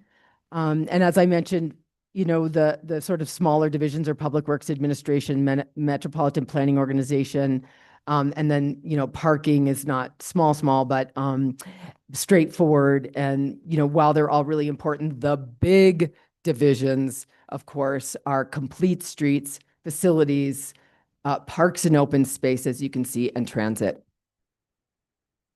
This is a tight budget year, as city manager said during his presentation, and it has probably been said since then. This budget that you see here generally overall probably delivers approximately a level of service of a C out of an A, B, C, D sort of level. In some cases, it's a C in rising. In some cases, it's a C in falling. And it's the best we can do with our limited resources. I would, stark exception to that would be, I would give pavement actually a B and rising with the investments that have been happening there and will happen this year with the bond.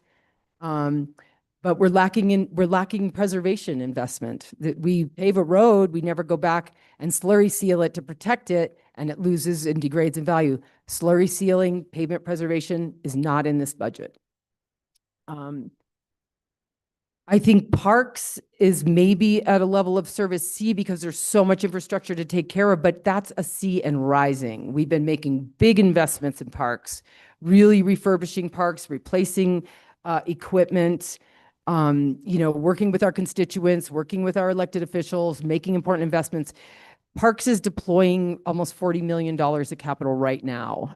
You're seeing ribbon cuttings come out once a month, once every month and a half from Scott Overly. You'll continue to see that over time. The community's been engaged on Swan Park. We've got the improvements selected. They're in preliminary design. There's a lot of investment going into parks. Transit is a little bit of a different animal. It doesn't have a whole lot of buildings. It doesn't have a whole lot of facilities, but what it has is a lot of equipment. And all of it is at end of life.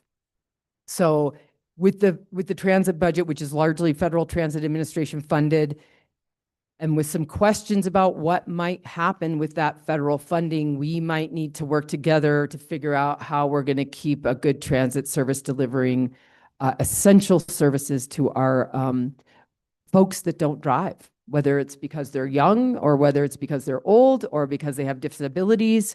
Or because they have choice to reduce their carbon footprint.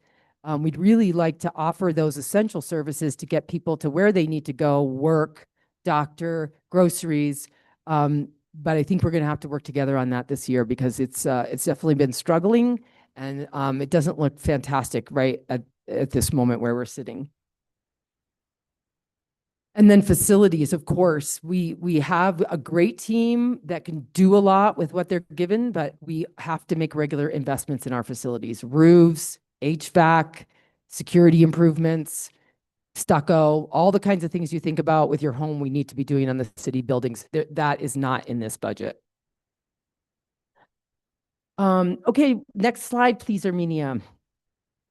I just wanted to touch on this, and this is actually really nicely represented in your budget book. I noticed on the page with the Public Works budget, one half of it actually shows the funds summary by fund on page 100, so that you can see here actually what I was trying to say in this slide. There's enterprise funds in Public Works. The stormwater is a utility. It's a monthly fee on every person that gets a utility bill in Santa Fe pays monthly for the stormwater utility. That is a completely self-funded utility. And it is making infrastructure improvements in our river, in our arroyos, in our streets with that utility. So this is and if you remember, we passed that new comprehensive stormwater management plan and the new fee in 2019, about September. And ever since, it has been performing really well for the city. Parking is another fully self-funded enterprise fund. They buy their vehicles with this money, with what they collect from fees. They're able to perform the entire operation and most maintenance and vehicle replacement. Really excellent program. They did get a one-time infusion for a big remodel of the Sandoval garage. They don't have those kinds of resources at that level. But they also contribute to debt service on the garages. Transit is an enterprise fund. It's largely funded from Federal Transit Administration grants. Very little money comes from the fares, but the FTA grants, as well as dedicated increments of GRT for transit. So it's an enterprise fund, but it is still subsidized, and yeah, so we'll be looking at that. And then the MRC is an enterprise fund, highly subsidized. The golf course is closer to self-sufficient at this point. We did just adjust the golf course fees. That was to make it market competitive, similar to our region. And that's helping with the golf course, but the golf course has to pay for water. It's over $1 million a year, and that's hard to capture in fees. And the sports fields take a lot of water as well, and operations. And ours, league fees are way below market, maybe a 1/10 of what they charge in Albuquerque. So this is an opportunity for us to look at a potential way to support this, this operation and this infrastructure better in the future. So here's the list of some of the funds, and I think they're really well listed in the budget book, so I don't need to go into that.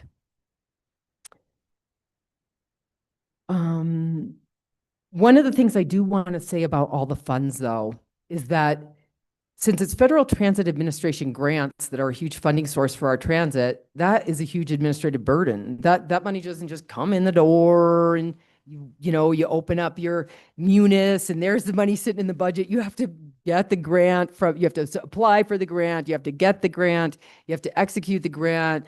And then you also have to be successful in the triennial review as FTA comes here and reviews our operations and make sure that we're compliant.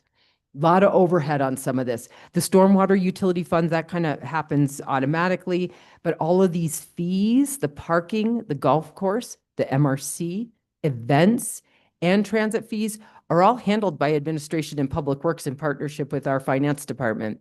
We have point of sale, we have cashiers, we have deposits, we have accounts where they go, we have reimbursed deposits. So there's a lot of administration with collecting the fees and the grants.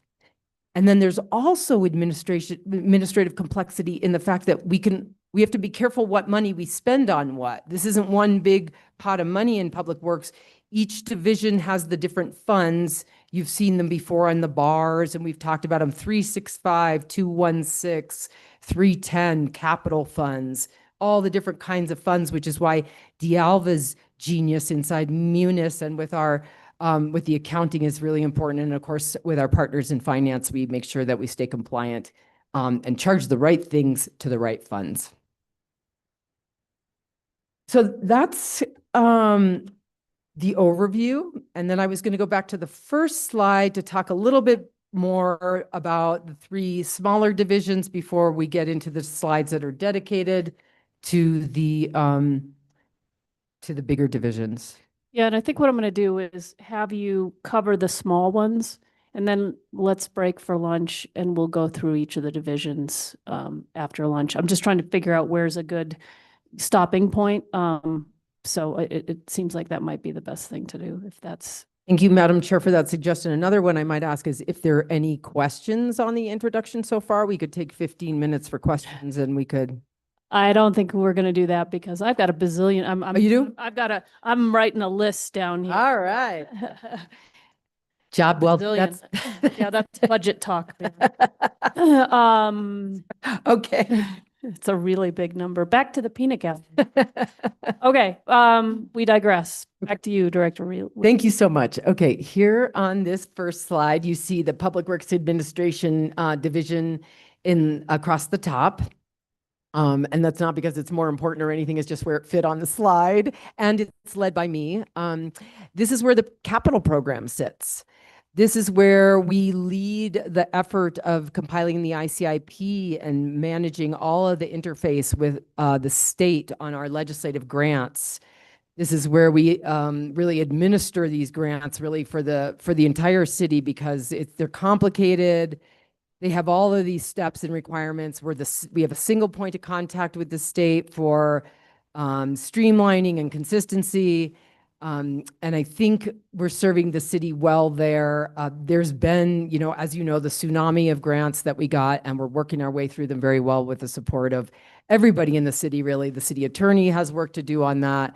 The finance team, of course, and the governing body, of course. And legislative services, oh my goodness, does a lot of work to get us in, to get these grants executed and get the money in the door. We have business operations here. We have an administrative leader of the department that sits near me, and we make sure that all the the packets that come through are compliant and consistent and correct, that the procurement is happening, that we're sharing information like on-call contracts, that we have templates for memos, that our HR processes are compliant. This is sort of from a department level. Really, each division now has a really strong administrative manager that can really do that mostly on their own for the HR side, largely on the packet side, largely on their budget side.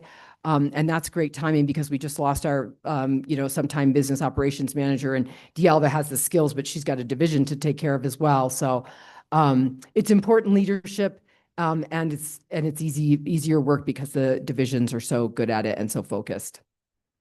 And then ADA compliance is also reports directly to me and is in this group. The work that the ADA compliance is doing itself is the transition plans, which are required by federal law for the city to really take a look at itself. Are we meeting these requirements? And where we're not, we need to document them and make a plan going forward. As we discover some of the things as we're doing the transition plans for both facilities and the public right-of-way, we're fixing some of them as we go, but we can't fix them all. But the transition plan is required, and I think it's making a good difference.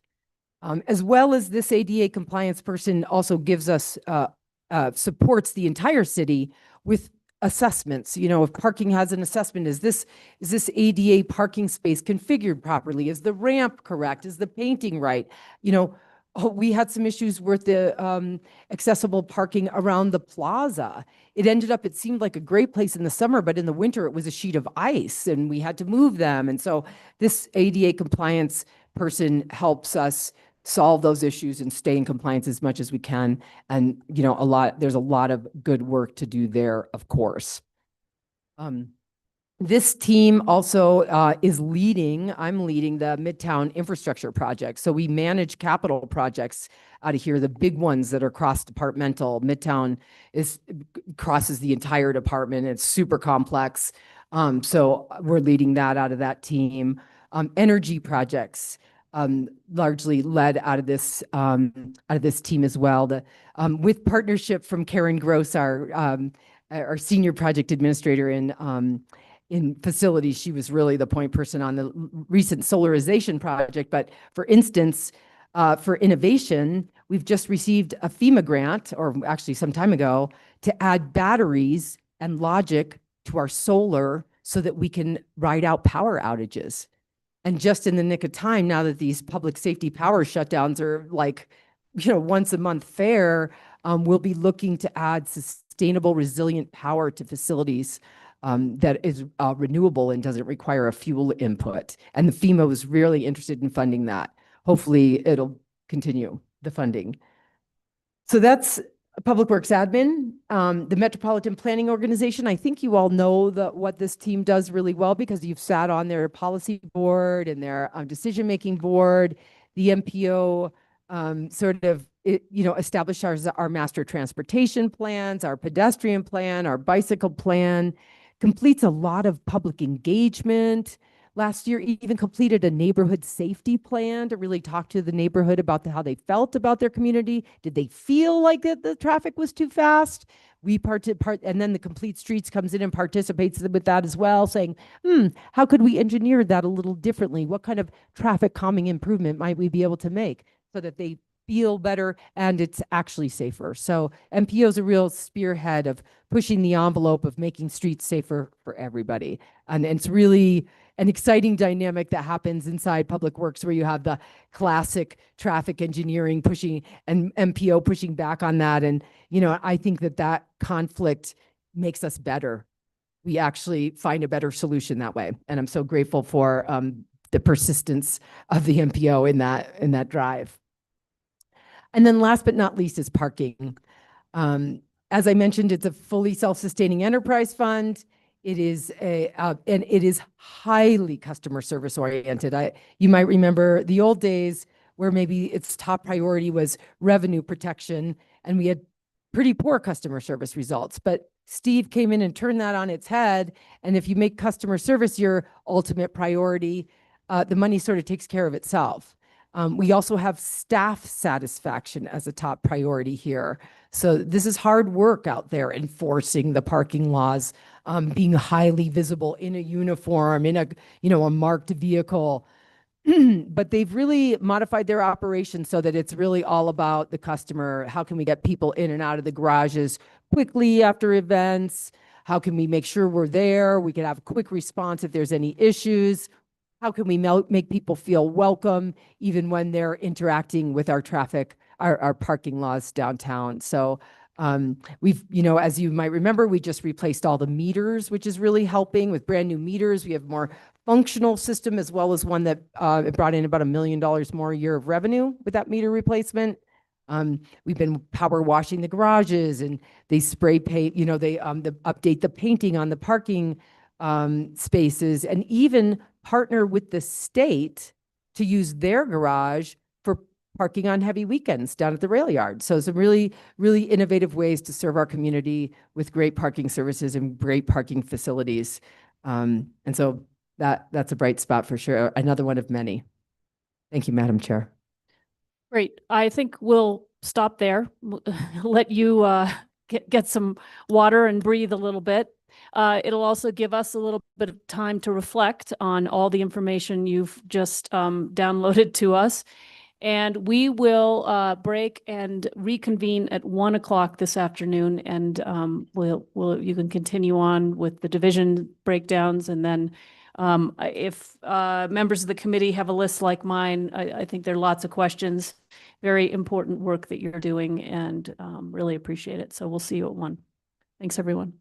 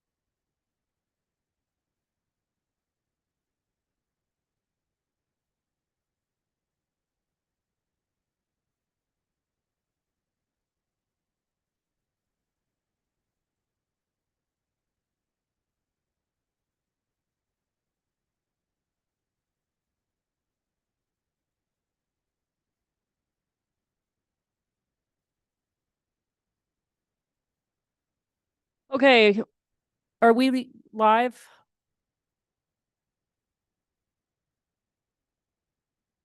We are live. Thank you. All right, so a little bit after 1 o'clock. Hope everybody had a chance to get something to eat. Maybe get outside. It's a little cool out there, but still beautiful. We will continue on with the Public Works budget, and I will go back to you, Director Wheeler, and we can continue where we left off and go from there. Thank you so much, Madam Chair, members of the committee, Mayor and City Manager and Finance Director. Welcome back. Great to see you again. Armenia, I am ready to, I actually want to go back to the slide with the Santa Fe Rail Yard water storage tank on it. It's fourth in maybe, something like next one. That one, perfect. Good job. I did want to mention something about the overall budget and about the division budgets. There are no new positions in the Public Works budget this year. And in fact, there's actually even some positions that have been frozen. So we think that we can deliver the team and services that I have explained to you here inside this, but we may need to work together to address some of these. Some of the positions that were frozen have not been filled in 2 years. So they've been really hard to fill positions. You've been hearing us speak about some of them. You haven't heard about others. One job classification is the heavy equipment mechanic position. Very difficult. One of the ones where we probably haven't quite hit the mark on competitiveness. Another one is the paint and sign shop. It's the team that operates that awesome new paint truck. If you've seen it around town, it's so great we have it. If you remember, it was a $750,000 vehicle. Very complex, takes 3 people just to operate it. Someone's pulling the trigger on the paint, and someone's watching ahead, and someone's watching all the systems on the truck, the pressure and all that jazz. So it's a really complicated truck, and that shop has been difficult to fill those positions. So we do have a lot of fantastic staff in Public Works, and good news, Parks and Open Space has excellent staffing, almost every vacancy filled. Parking, great situation in staffing. Facilities, great situation in staffing. Transit and complete streets are where our challenges are, and both of those, we had some long-term vacancies that are actually not funded in this budget that we might need to work on. Okay, so moving into the specific divisions. We'll start with complete streets. They're just in alphabetical order. Complete streets is a really exciting thing in itself. You might remember it used to be the streets division and the engineering division, 2 separate. And then we combined them in 2020 or 2021. And it's really working out well. This way, that cycle of feedback where you have operations feeding into taking care of the assets, feeding into capital projects, and supporting each other works so much better than it did when it was divided. So it's a really great thing that we've done from an organizational structure. Of course, the bread and butter of complete streets, the eternal part of the city, is that responsive operations, 24/7, making sure that our streets are safe, whether it's clearing mud from a rainstorm or clearing snow from a snowstorm, or taking care of branches that fall on the roads. And we've had all of the above in the last 12 months, and we always do. The team has a standing work plan for emergencies, 2 12-hour shifts, and they can respond to any emergency, and they do on a regular basis. They also have hotspot lists so that when it snows, they know, oh, we definitely got to go check up in that area because that one's always trouble and slippery and gets more snow. Or when it rains, that one always gets washed out. And so they really know the town and respond specifically to keep the roads safe and open for everybody. Safer streets for all users. This is a little bit of a newer, innovative zone here. We're trying all kinds of things to make the streets safer for everybody. I think the governing body knows, that council knows that New Mexico has some of the most unsafe streets in America, particularly for pedestrians. Cerrillos Road's high on the list. We want to really do what we can as the team that builds and operates and maintains these streets to make them safer and safer and safer, and not just through enforcement, but through design. So we work with constituents in the traffic calming requests and do analysis on what are the speeds there that they're seeing and what can we do to slow it down. How can we build in safety into our streets? Wider, narrower travel lanes for cars, wider bike lanes, wider sidewalks, those kinds of things. Oh, retrofitting our signals with the flashing yellow arrows. You've seen those around town. Those give a few percentage points of increased safety. We're using the continental striping on the crosswalks, fresh crosswalks. That really provides safety. At different configurations for the intersection so that you improve pedestrian safety. So even mid-block crossings that, if you might remember years ago, were taboo, where there was this thought that actually having a signalized mid-block crossing might make it more dangerous because a motorist didn't expect it, but no, in fact, it makes it safer for pedestrians. So they're not launching off and trying to make it across a mid-block by themselves. So more and more of mid-block crossings, both in retrofits as well as in new construction.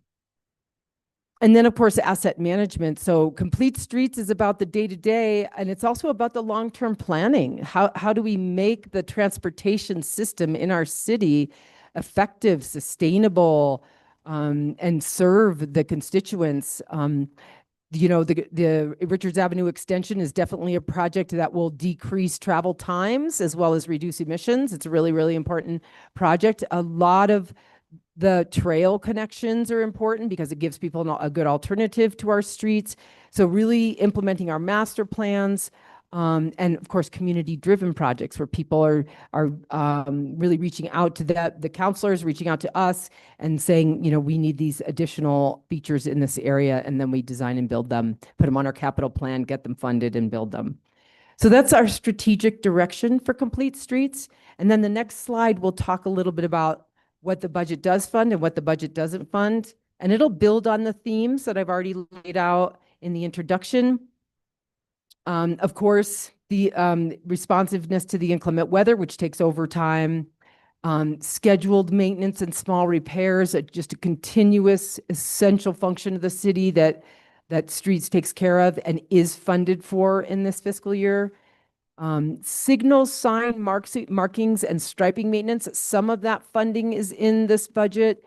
Some of it comes from one-time funding. We got some at the beginning of the fiscal year 25 from the big one-time. And we did just purchase about $500,000 worth of decals. So that'll help us with improving the crosswalks and some of the markings. We do largely use right now contractual services to achieve our sign work because of those vacancies, those hard to fill vacancies that we've had for some time. And then, of course, the implementation of the new work order and asset management system is in the budget, and it's already started, and that'll make a big difference in our transparency as well as our reporting. There's a lot of work to do on the streets. We have been really focused on paving and making some really good headway there, I think. The roadway drainage hasn't been getting as much attention, and it really needs it. All of the West Alameda culvert, all of some other long outstanding work orders that we're actually now getting to the bottom of, working with the stormwater team and the Complete Streets team to address some roadway drainage infrastructure issues. The signal infrastructure, we did have some one-time money in the past couple of years and have upgraded a number of the cabinets so they're even Wi-Fi enabled, but about half of them are still yet to be replaced and upgraded. We are doing this one-time funded focus on sidewalks, but we could really use some ongoing investment there in the budget with an additional inspector to really help us speed up the process and be a little more proactive. Pavement preservation I mentioned so that we didn't have to wait and reconstruct. We could actually make the pavement last longer. Funding for streetlight knockdowns and vandalism it's not as big a problem here as it is in Albuquerque, but it's a real deal. I mean, we have more than 20, maybe 50 streetlights that have been knocked down that haven't been put up. We don't actually have the budget for that kind of repairs all the time. We do it where it's essential, but we don't have a lot of budget there. Fleet replacements, at the beginning of the fiscal year, a lot of great one-time money. So we ordered some equipment, and then we've also been working on some leases for some equipment, leases for sweepers. We bought some plows. We're working on leases for a grader and a loader. And so I think fleet replacements in the short term is in pretty good shape. In the long term, it definitely needs to be addressed. We're having facility issues actually across Public Works, and that is to say, we don't really have any place for more staff to sit. And it's not just a Public Works problem. I think it's also in other departments, but we can't really add parks people without figuring out where they're going to sit. We can't really add streets people. And in fact, streets is still a separated division with some people in one building and some people in another pretty far away. So it's a facility for maintaining the equipment as well as for staff in the long run. And then a GIS specialist to maintain this new software that we're going to have so that as capital projects are finished, they can update the asset management database. They can, make sure work orders are getting in there correctly, make sure the data is good. So that's sort of a long term need. We'd like to have that sooner than later and maybe able to use contractual services for it as well. Okay, moving on to facility. Madam Chair, you'd like me to just go through them all and then, okay, sounds great. And then moving to facilities, I think the themes are going to be the same through all of these, but what they focus on is different. So the strategic direction for facilities is really to support the city to have the offices that they need and the community facilities that we need to offer to the public, right? So we need to make sure that the main library is super functional and Fort Marcy Pool and Salvador Perez and BC Pool, and that staff has offices for the city government workers. So long and short-term planning. Of course, you've seen that, facilities manages the moves. The current one that's being managed right now is ITT moving from Midtown to allow for a road to go where their building is. And they'll be in the Market Station condo, which is a great use of that city-owned facility. And then, of course, maximizing planned maintenance. So investing in, taking care of everything that we have to the maximum ability so that it lasts a long time. I think facilities has been having that focus for some time, and it really pays off because we don't have a big pot of money to replace everything and when its life cycle's done, but they've made the most out of what we have by really taking care of it. In the long run, they can measure performance of the assets as well as, how much investment we make in work orders. And then, of course, portfolio and asset management. This includes one of the initiatives this year is really going to try to get a grip on all the facilities we lease out to other operations like La Familia. Some of these are sort of hidden from facilities at this time, and it would be much better if they were inspecting them on a regular basis, supporting the tenants to perform the maintenance they're supposed to perform. That will really pay dividends for the city. So that'll be an initiative for this year.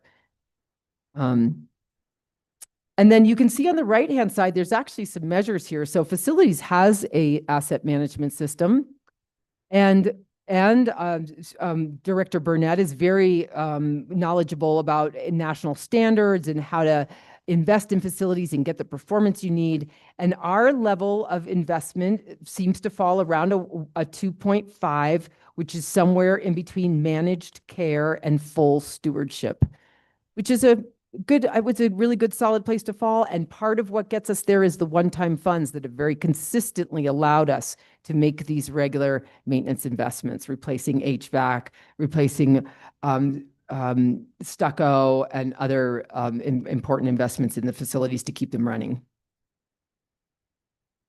So what's in the facilities budget and what isn't?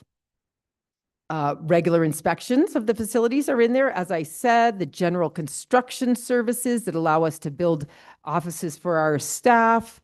Of course, the whole licensed maintenance team that I discussed, our qualifying parties and that perform electrical and mechanical maintenance on our facilities. A lot of on-call partners so that we can respond quickly to problems. Of course, Midtown operations and support of the redevelopment activities. It's so valuable to the Midtown redevelopment that Sam and Tim know the campus so well. They know all the utilities. They could answer questions from the developers. They can answer questions from our designers. So very valuable and sort of a shifting of the scope of their work from just operating the facilities, operating the Midtown, but also to being involved in redevelopment and being a really valuable resource there. Rail yard operations, of course, and supporting hosting IFAM there now. And of course, asset management, capital planning, and project management. All of this is included in the budget. So it's really strong support of our facilities operations. We still continue to need one-time investment in the deferred maintenance. We need to finalize a 5-year plan, really, the Consolidated City Services Center and the rest. Like, what are we doing in the long run with our facilities and how to house our staff? Budget for grounds maintenance. There's a little bit of a expectation that the departments that are in the facilities budget for their ground maintenance, but they really feel like it's a facilities thing. It's a little bit in a gray area and it's not budgeted in either for the most part, I believe. And then, as I said, the inventory and assessment of the leased facilities. Once we can do the inventory here, but we won't be able to respond to what we find there with what's in the budget. So that's facilities. Then we have parks and open space and then transit. Parks and open space is a really bright spot right now. As I said, there's a lot of capital money being poured in. There's a lot of systems that are beginning to bear fruit, a lot of staff cultivation. Customer satisfaction is a top priority for parks. That is just it. I mean, people have to enjoy their parks. They have to get what they need in their parks. And the services provided, everything from events to leagues, to cleanups, and the stewardship of the river, and is all included in the Parks and Open Space division. Operational efficiency, of course, you can see on the right here that they've been doing time studies of their work and comparing them to national averages about how much time they're able to spend on parks and how does that compare to national averages. And a level of service 3 is where it's at. And that provides this list of services that's in the right-hand column here. Trash 4 times a week is collected. Graffiti is weekly. Turf is weekly. Turf is aerated and fertilized yearly. Playgrounds are inspected twice a week. Fields are prepped before and after games, and irrigation systems are inspected annually. Of course, irrigation systems are actually being attacked by the unhoused who really would prefer not to get sprinkled on. So that's sort of an ongoing issue. Safety, of course, in the parks. We talk a lot about that, strengthening the park ranger program by adding education, visibility, and prevention to their portfolio of activities. And, hopefully at some point growing that program. And then, of course, getting climate smart. There's a lot of money for water in the parks budget, and we'll talk about it on the next page. So what is included and what isn't included in the parks budget? On the next page, you'll see at the top, this year, for the first time, Parks is actually paying the full cost of all the water that our parks use. So that was a $700,000 add to the budget for a $2.5 million total. But since it was a flat budget year, that came out of other line items. So it was a reduction in other line items in order to pay water division utility for the water that we use there. So now the golf course, MRC, and the parks are fully paying for their water. Some of what the work is going to happen this year is to improve. So you can reduce your water use by how you care for your turf, and you increase the capacity of that turf by how you maintain it. So there'll be that kind of maintenance operations going on. The work order system, training and certifying employees so that they know how to respond to issues quickly with quality. Of course, training is key, especially in parks. There's a lot of diverse things, everything from the landscaping to the systems. Like I said, they're managing $40 million of capital projects. They guide private development. We've got some big new parks coming online next year, probably not this coming fiscal, but the following. Los Prados Park, the big one, Tierra Contenta Parks, and a lot of landscaping along the roads, Las Solares and others. And of course, they've expanded club and league services now by adding turning one half-time position into a full-time position to take care of the leagues better. As we move to artificial turf and decrease the water use, there's great benefits there of not only easier to maintain, but also year-round services to the public. But we need to staff that and budget that. Obviously, the facility repairs, we've talked about that. Equipment replacements, staffing for the ever-expanding event requests. There's something like 300 events a year in city parks. It is huge. We've got it managed, but it just keeps growing. There's just more and more and more desire for more and more events. Staffing to keep up with the new development. We've mentioned that a couple times. And facilities, as I said, to add staff, we'd have to add facilities for the park staff. And last but not least, certainly, is our transit division. You know, this is such an important service that the city provides. It's an essential service for the non-driving public, and that includes people that are too young to drive, people that are too old to drive, people that prefer to reduce their carbon footprint. And it's really important that we provide it support. I think we're going to have to work together to make that happen. They're working on a brand new service plan. Some people here may have seen that service plan. It moves to smaller vehicles, serving targeted neighborhoods where ridership is high, and then bringing them into the mainline bus system so that we can use non-CDL drivers. We could have more frequent pickup services and really help to solve that last mile problem. So very innovative approach. If we can get the staffing levels up, we're planning on launching this if we can get all the equipment and the staffing put together. Of course, Federal Transit Administration compliance is important, although what that is anymore is kind of a moving target. We got a very odd letter from them last week. They are holding about $7 million of grants that have not been dispersed to us that we've applied for over the past 6 months. But we continue to act as if it will and keep in compliance with everything that we understand to be the rules and keep in close coordination with the NMDOT, which is the local agency of a conduit of these relationships. Fleet replacement and maintenance is a big deal. All the large buses that are end of life. We've been carrying the replacement of the transit buses on the ICIP list for 5 years now. 7 of them were bought all at once, and so 7 of them aged out all at once. Not ideal. Some number like that. Federal Transit Administration has indicated that we are eligible for funding for these. We have applied for funding. Again, it'll be, we just really hope that funding is going to come through soon. And then, of course, the filling vacancies in transit is really a key initiative this year. There's a lot of vacancies in the administration team, in the maintenance shop, which is causing people that are not mechanics, like drivers and supervisors and even the director, to help with cleaning buses, to help with maintaining buses. We really need to get equipment service workers in there and mechanics. And of course, drivers. So the last page is what is and isn't in the budget. And, you know, there's actually, so the first thing is we listed a bunch of systems upgrades that we're working on to modernize the system.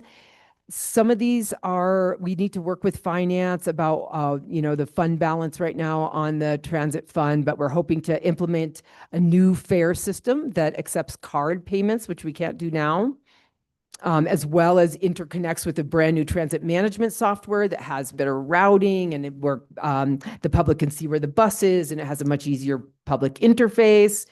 New fleet camera system. Those are absolutely essential for answering constituent questions and keeping everybody safe. Bus stop improvements are on our list for this year. New transit driver career ladder leading to hopefully retention and recruitment. And then, of course, continued support for Cold Blue, special services to Consuelo's Place, and of course, special services for events. And I think, we've touched on these. Intensive recruiting and rapid onboarding is needed. When you're trying to hire a bunch of people that make $20 an hour, they cannot wait to get an offer. They need it right away. We need market competitive classification for a heavy equipment mechanic, and that'll help out streets as well. Same with the maintenance workers, the equipment maintenance workers, we really need in streets as well, needs these positions filled. And then, of course, FTA compliance with across the city on the financial, HR, and grant policies and procedures. So that in a nutshell, Madam Chair, is this Public Works budget presentation. Wow, that's a big nut.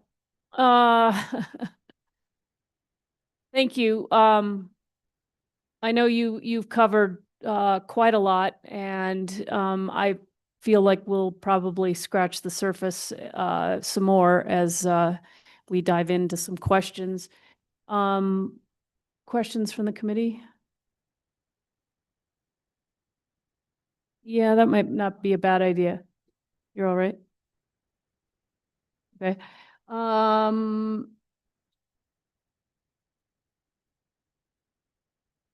Okay, I'm happy to go division by division. Yeah, I think, yeah. So maybe, I guess so if we're going to do division by division, let's start with the Public Works Administration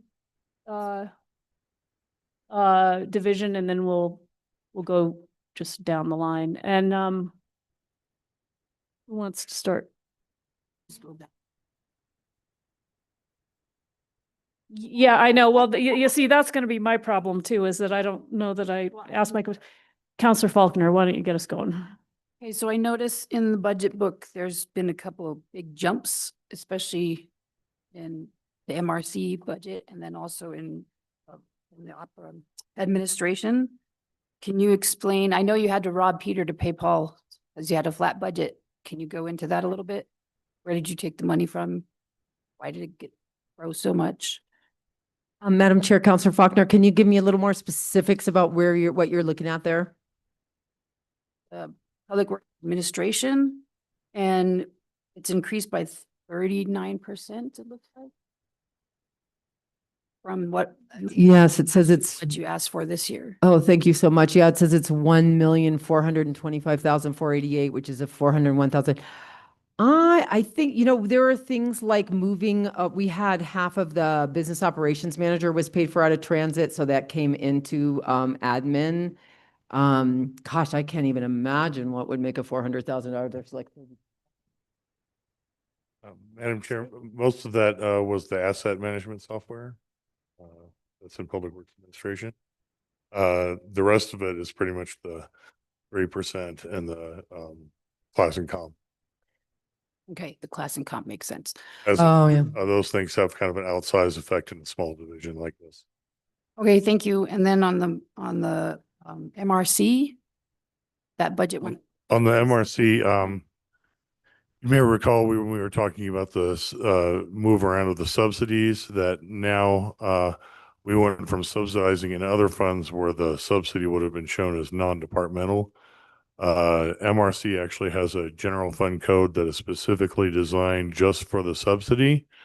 So we use that this year. So it looks like a big increase, but it's really not. It's just we're moving the subsidy into this department. So. Okay, thank you. That's all I have for that. You might want to stand there, Andy. Okay. Counselor Cassidy, we don't have to stick too closely here. We'll kind of try to, if we need to bounce back and forth a little bit, we can do that. Okay, I'll do my best to be organized. Thank you, first of all. This And we are going to do the 10-minute thing, just so we're all on notice. love how you warned me. Not No, well, I just know that this is a question-rich department, and I think, we're probably going to have to go through a couple times. That's Sorry, very kind Counselor. of you to be like, Jamie, stop talking. Anyway, thank you very much. I know this is a lot. This is a big department and it gets a lot of focus from the public.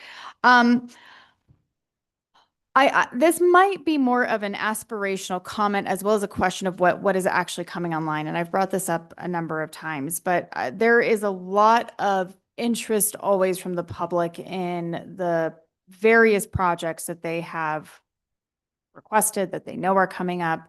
And I know City Manager Scott and I have discussed this of how we, and as a counselor, this is something that I really struggle with, is really truly understanding what the need is in the community, which I know is extremely high, how it's assessed, and how we really communicate to the community about that prioritization and where we are and checking these things off. And I think it also helps in them getting some understanding that these are not cheap projects. You know, when we say we have $2 million towards paving, that does not get us very far. And so I think it's both a tool in them and really them knowing that, one, we are aware of these issues. We are being strategic and systematic in how we are prioritizing them.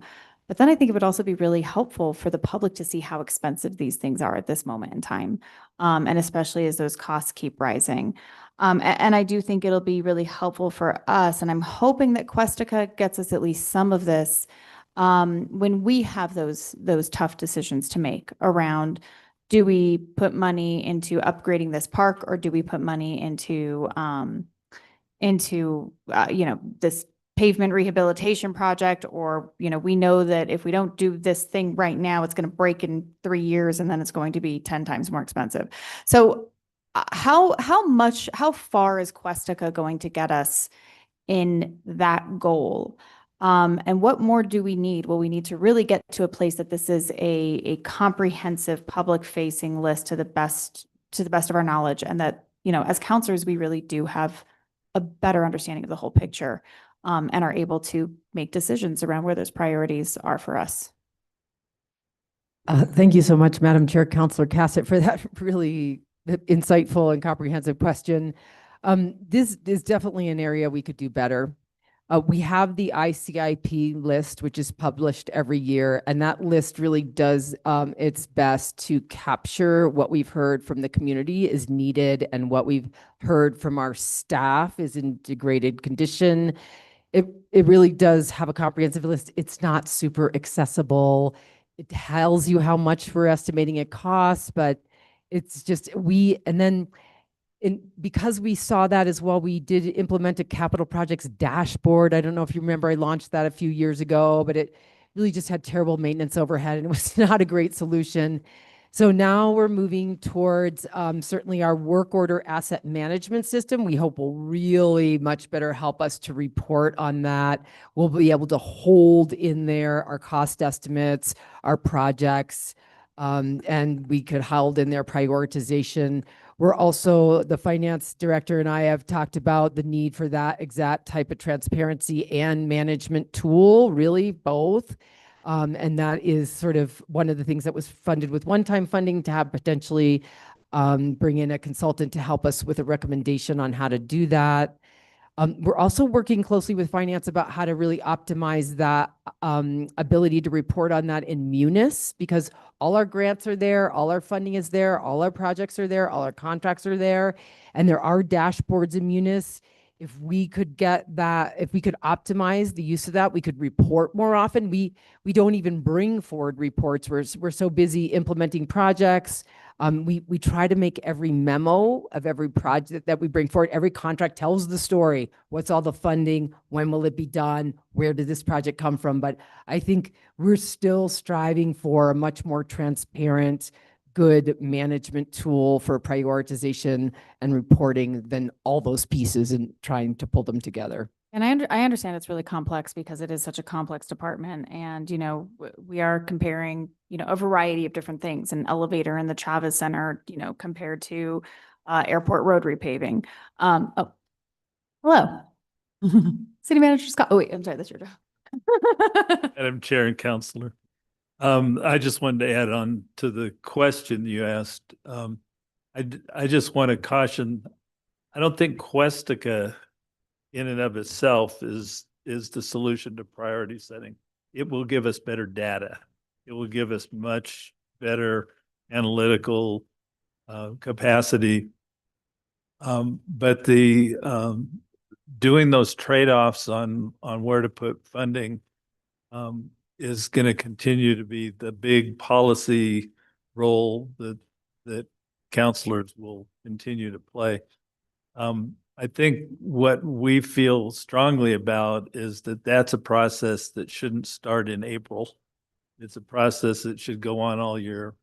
And part of the priority setting exercise that ought to kick off every budget year will put us in a position to put all these different kinds of things side by side. And I tried to do that a little in my intro. There's capital projects, there's operating costs, there's deferred maintenance, there's reserve funds that ought to be filled. I think we're going to have, and because things come from different funds, some of them can be fed in one way and some from another. I think our trick will be to present that in such a way that policymakers can make those kinds of trade-offs. And I think that's really the focus of budgeting at your level, ought to be those kinds of policy trade-offs. And I think in the future, we can do a better job of that. Thank you, City Manager Scott. I know that is part of, as we talk about developing a capital budgeting process for us, that will be useful. And I know this is going to be an iterative process. This is a heavy lift. We don't have much here, and what we're hoping for is a lot. So so thank you. I do appreciate that. Counselor, if I could just add to, I don't think you're suggesting, and I don't think we would want to be completely complaint driven, especially given the age of some of our infrastructure. And I think what comes to mind for me is the South Capitol streets, which I do get a few complaints about those, but I think people have kind of given up. And they are bad. Yeah, thank you. And, you know, are well beyond us. We need to deal with them. And I don't, so that's an example of something that I don't know why it doesn't come to the top of the pile, but it doesn't come to the top of the pile, but it's on the list. So I agree, like not Yeah. complaint driven, but then it does give me a better opportunity when my constituents are saying, why have these, 6-inch cracks in our trails not been filled? That we are able to pull this up and say, we do take the whole city into, and of course we have to balance by district, balance by area, et cetera, but really, how we understand that, how we communicate that, I think that it makes things easier for our constituents, makes it easier for us, but then also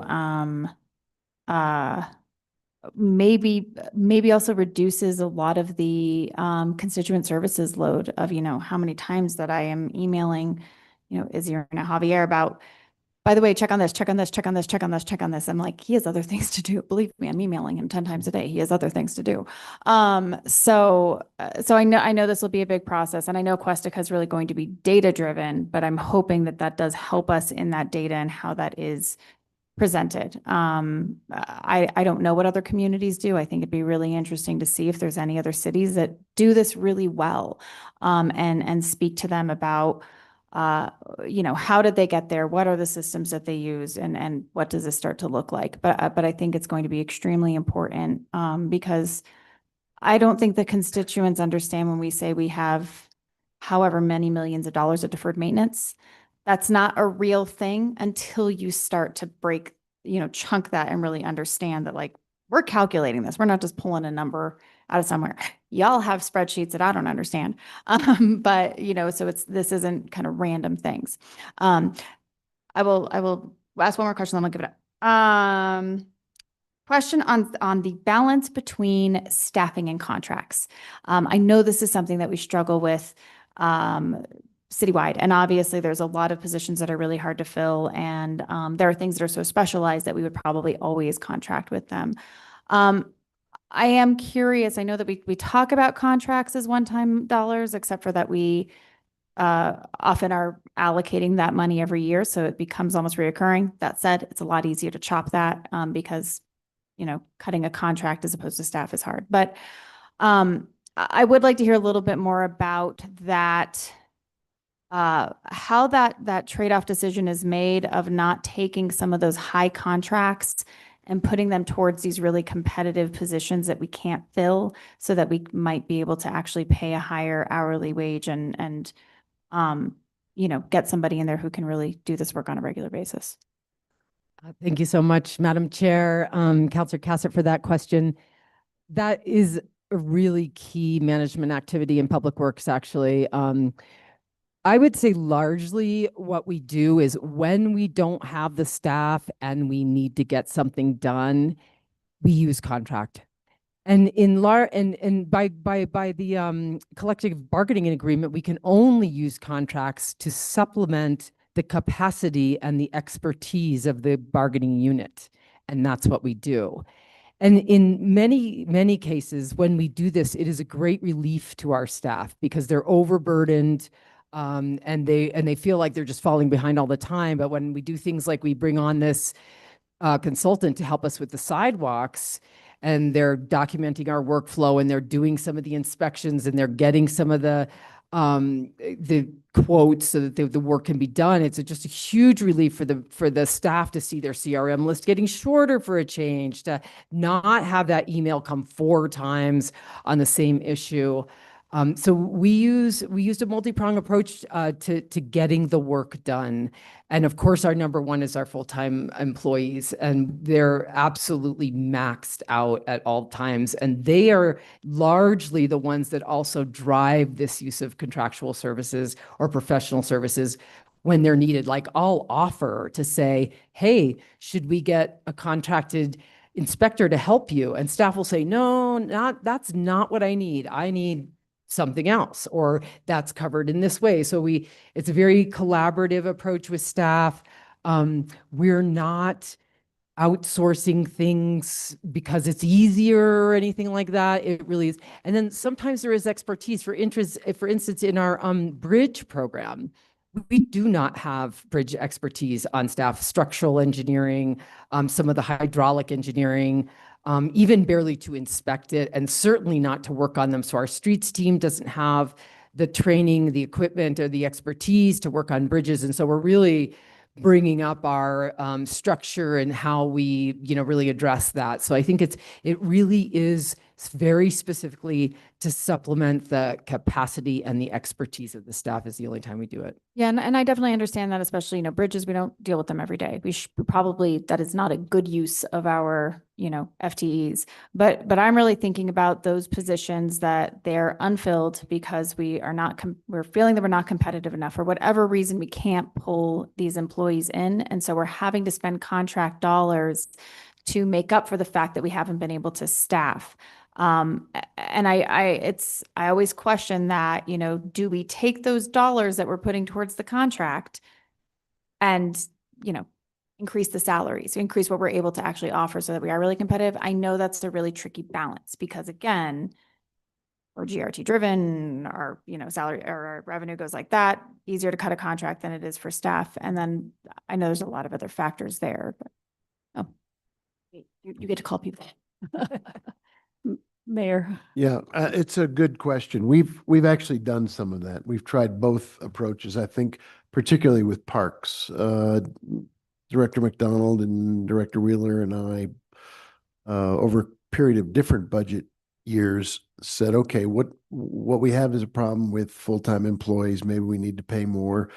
Yes, we changed the balance and went after a higher pay rate for parks people, and had to also include as a backup plan the ability to contract for outside workers. And neither one works completely well for obvious reasons. You increase the pay, but it's still not an easy job to fill, and it's not an occupation that has a great career ladder frequently. Although there have been some people who've really had great run of work with the city in that field.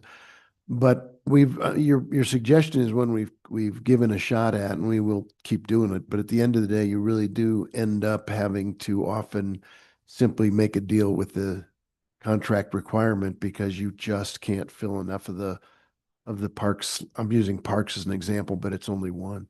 You can't fill those entry-level parks positions adequately and on a year-round basis to make up with the demand for work. So the fallback position becomes increasingly what you end up having to settle for. Yeah, thank you, Mayor. I appreciate that. And I do understand it's complicated. This is not easy stuff. So I'm way past 10 minutes, but you took a few of them. So I feel like I'm okay. You're okay. I'll We'll relinquish you keep, now. we'll keep going around. Just want to make sure, Counselor Lee Garcia. Thank you, Madam Chair. I think, and I don't know if this does go towards the administration, but Public Works, because that's the topic that we're on. But how does our long-range planning tie into this? Because I think, you know, we had a lot of information about you know, deferred maintenance or things that need to be redone. And what's come along down, it's hard to say a street, and we'll use Airport Road as an example. It's a heavily used road. And it's deteriorating to the point where I don't know that we can last another year the way that it is, to be absolutely honest with you. So how are we, as from administrative perspective, looking at these projects? And again, I think you mentioned and alluded to having some sort of a function, whether it's information through Aquestika software or something of that matter. But you know, and when you do start noticing something, how can you pivot and make a change somewhat quickly? You know, I don't know that another year is going to do it for what we were experiencing in our area. So I don't know if you can address that a little bit. Thank you so much, Madam Chair, Councilor Garcia. It reminds me of what the mayor asked me for, which is, can't you tell us just before it falls down that that's the thing we want to invest in? You know, West Alameda Culvert, the Ped Bridge, the Shelby Bridge. That is what our asset management software is supposed to help us with, predicting like that, the age that things are and the condition assessment that we perform on a regular basis. It's really, and then we make those things priorities on our capital request to the legislature. And certainly when we have one-time funding opportunities, we make those requests. But and we've been successful in addressing needs. Missed Airport Road should have been done last year or this year, but since it was such a big road at over $3 million just for it, it would have taken every penny we had in any 1 year for paving, so it didn't get done. But it occurs to me that, you know, city manager talked about the possibility of reserve funds for these kinds of investments. And so we do our planning and we have our legislative funding and we have our grant funding and we have a lot of things funded and a lot of things are getting invested in. And then there's this thing that has to be done that hasn't been funded. And that's, you know, where a reserve fund could be really handy so that we could say, hey, this is, you know, we're just calling it on this. This is a top priority right now and we're going to take reserve funds. And if you can, you know, fund that ongoingly, then it gives you a little bit of a pot to pull from. We used to have a little bit of a fund there, and maybe we still do. The 0.5% GRT for infrastructure had a 365 as the fund, and it had a significant reserve. That reserve fund has been considered to be our emergency backup fund. The situation, however, is also you got to remember, it's not just having the money, although money is the first thing. The second thing is it does take a little time. So our contractors that do paving are already booked up for the entire season. So we gave them POs in February at the latest, usually previous year. So did DOT give them, you know, POs? So did county give them all POs? And that's how you get on their calendar and to carve out probably, you know, a month at least, if not more, for a road like that, that the contractors may not be available. So it is also timing that we have to think about to respond to things like that. Thanks. I guess I'll pivot towards, you know, what I've seen is us pivot away from being able to do some of these projects in-house. And I think you talked a little bit about that during your presentation. But even minimal projects that, again, it could take just patchwork for temporary until you actually get to that. you know, I think I've talked in the past about, you know, maintenance. Maintenance is key for longevity of, let's just say, roadways. But, you know, when you're looking at your your administration and then your salaries, and, I guess it's difficult to compete with some of these companies that are hiring top talent that can run a lay down machine, a chip and seal or things of that nature. And so I don't know where we've gotten away from that, even be able to do small projects. Thank you so much for that question. And I'd invite Director Morrow if she'd like to add, but we actually do have the equipment to do small patching projects ourselves. We do have a milling head. We do have a hot box now where we can lay down some asphalt. So we can do pretty good patching for ourselves. Those types of, end-to-end pavement, mill and fill, that equipment has to be running every day of 365 days a year, right? It has to be, so GM Emulsion is a homegrown company that we've grown through our investments in pavement rehabilitation. And they serve DOT at the same time as they serve the county, the city of Albuquerque. So they can go south and extend their season with that equipment. We can't possibly manage that kind of an investment of that type of equipment, but we are building up on sort of these smaller types of maintenance equipment that you're talking about, milling heads. We do crack sealing ourselves. We have the equipment for that. We haven't been funded for fog sealing, and I don't know if we would take that on because that's a pretty big piece of equipment too, but we are able to self-perform a lot of the smaller work as well as the day-to-day maintenance. And we leave mostly the big stuff for the contractors. Okay, thank you. I guess just more focus on our long-term planning and I know it's difficult because the city has a lot of areas that need attention. And when you're splitting it up by district, it's like me first, I'll use the analogy of, I think it was Friday when IT was here. People don't really care how the printer works. They just want it fixed. They just want it to print. Most people in the city, they know they pay taxes. They don't care how do you get to the point of repaving a road? They just want it to get repaved. And that's the bottom line. And that's our job to make that happen. So, no further questions. Thank you, Counselor. Counselor Lindell. Here,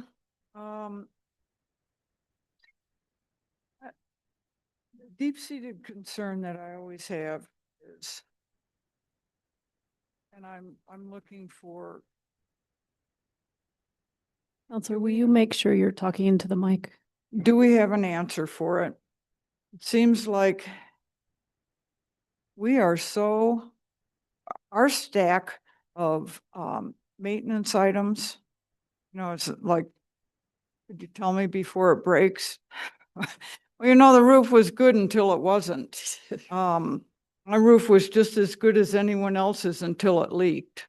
My concern is anytime that we're doing expanding or taking on new projects, that we're taking away from projects that we have critical need for.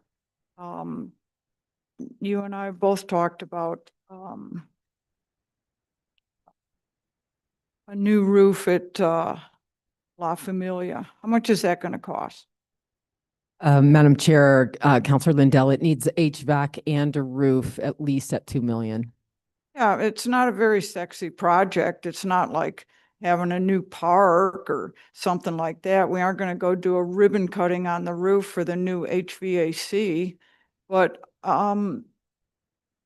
the prioritization of those projects and how is this department ever able to tell the council, the governing body, other areas of the city, time out. We are stretched as far as we can go, and our budget is committed, and there's no room for something new and shiny in this budget. How do you deal with that? Thank you, Madam Chair, Counselor Lindell. I think we should deal with it a little bit right now. And one of the things we should do is actually foreshadow that this year we're fine with a flat budget. I think we'll be good. Next year, that's not going to work. We have Los Prados Park coming online. We have Tierra Contenta Phase 3 coming online.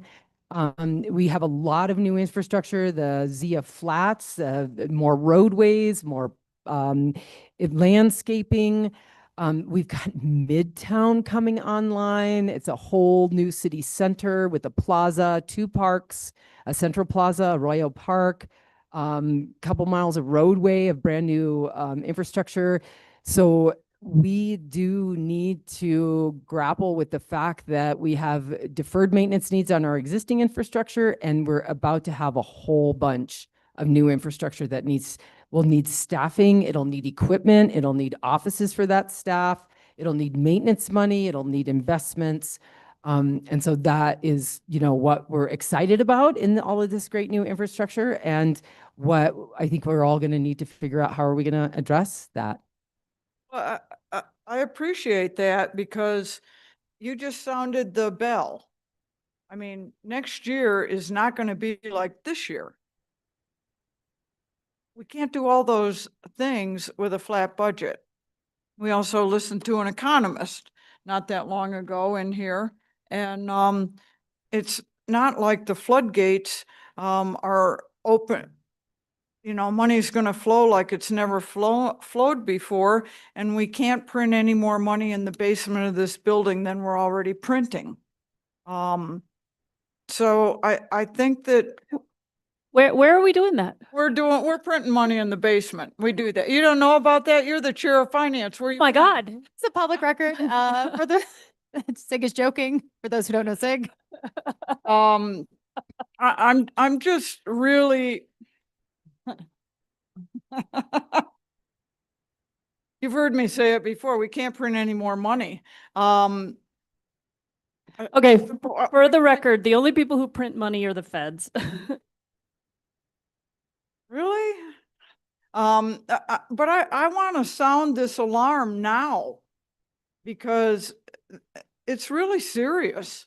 Our needs are vast. Our maintenance needs are vast. And you know that I'm not pointing a finger and I'm not calling anybody out.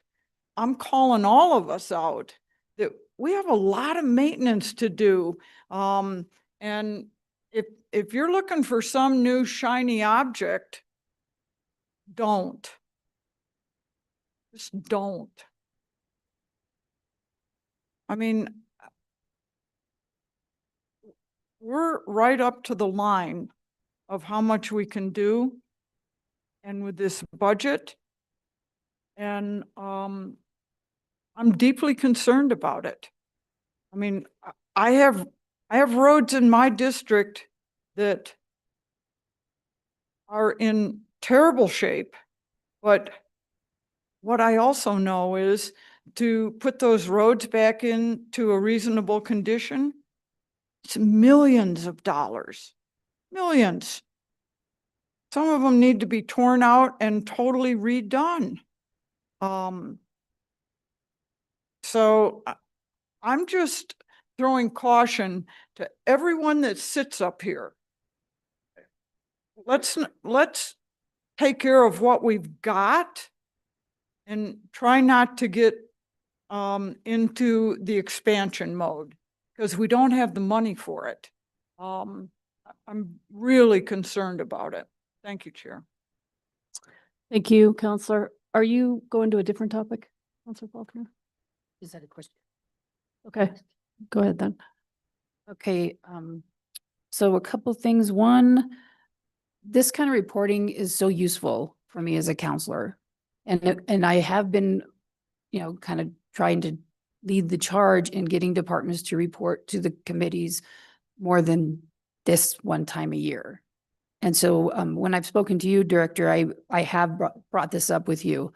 And I feel now that the city manager is on the same page, I hope. But this kind of stuff is really helpful. And so I really would encourage all of us to pursue reporting on more than just one time a year on the budget hearings. And then I have to echo my colleague from District 3. Airport Road is not going to last another year. It is like, I encourage anyone who hasn't driven on it in a while, go drive down Airport Road. You almost need to put your vehicles in all-wheel drive to get down. It's destroyed and it's not going to make it. And so we have to figure out a workaround for that. It is very bad.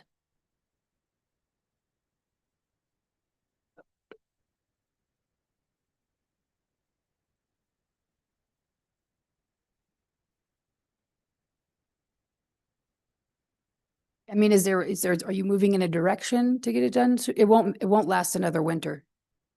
Thank you, Madam Chair, Councillor Faulkner. So Airport Road project is funded by the bond. We expect the bond to fund in August. And we will be prepared to issue a purchase order at that moment. As I said, the contractors will be fully booked at that time. If there was any chance they could do any part of it, we would certainly be able to engage them. We're pulling in the quotes already. We're putting the striping plan together. So we are ahead of the program. You know, we don't do that blade patching, but I have noticed that DOT has had some success with it. St. Francis Drive, getting up towards the intersection there, they've blade patched a little bit. You know, maybe we could give some of that a try. We don't have funding for that, but maybe we could talk to DOT, see a better way than that horrible way they did it for us a couple years ago, right? That just didn't work at all, but see, yeah, the Jaguar mess. We don't have a method on hand, but I that would be the one that I would think we should look into, and we could. I'm gonna hear every time I see you two counselors, you let us know this, and we should just really try that. The blade patching is all I can think of that might be able to hold us over. We'll be able to start paving as early as the airport first next spring. The PO will be issued. And just like we started super early with Sandoval, that was done even before April was over, which is early, depending on what kind of season we have next year.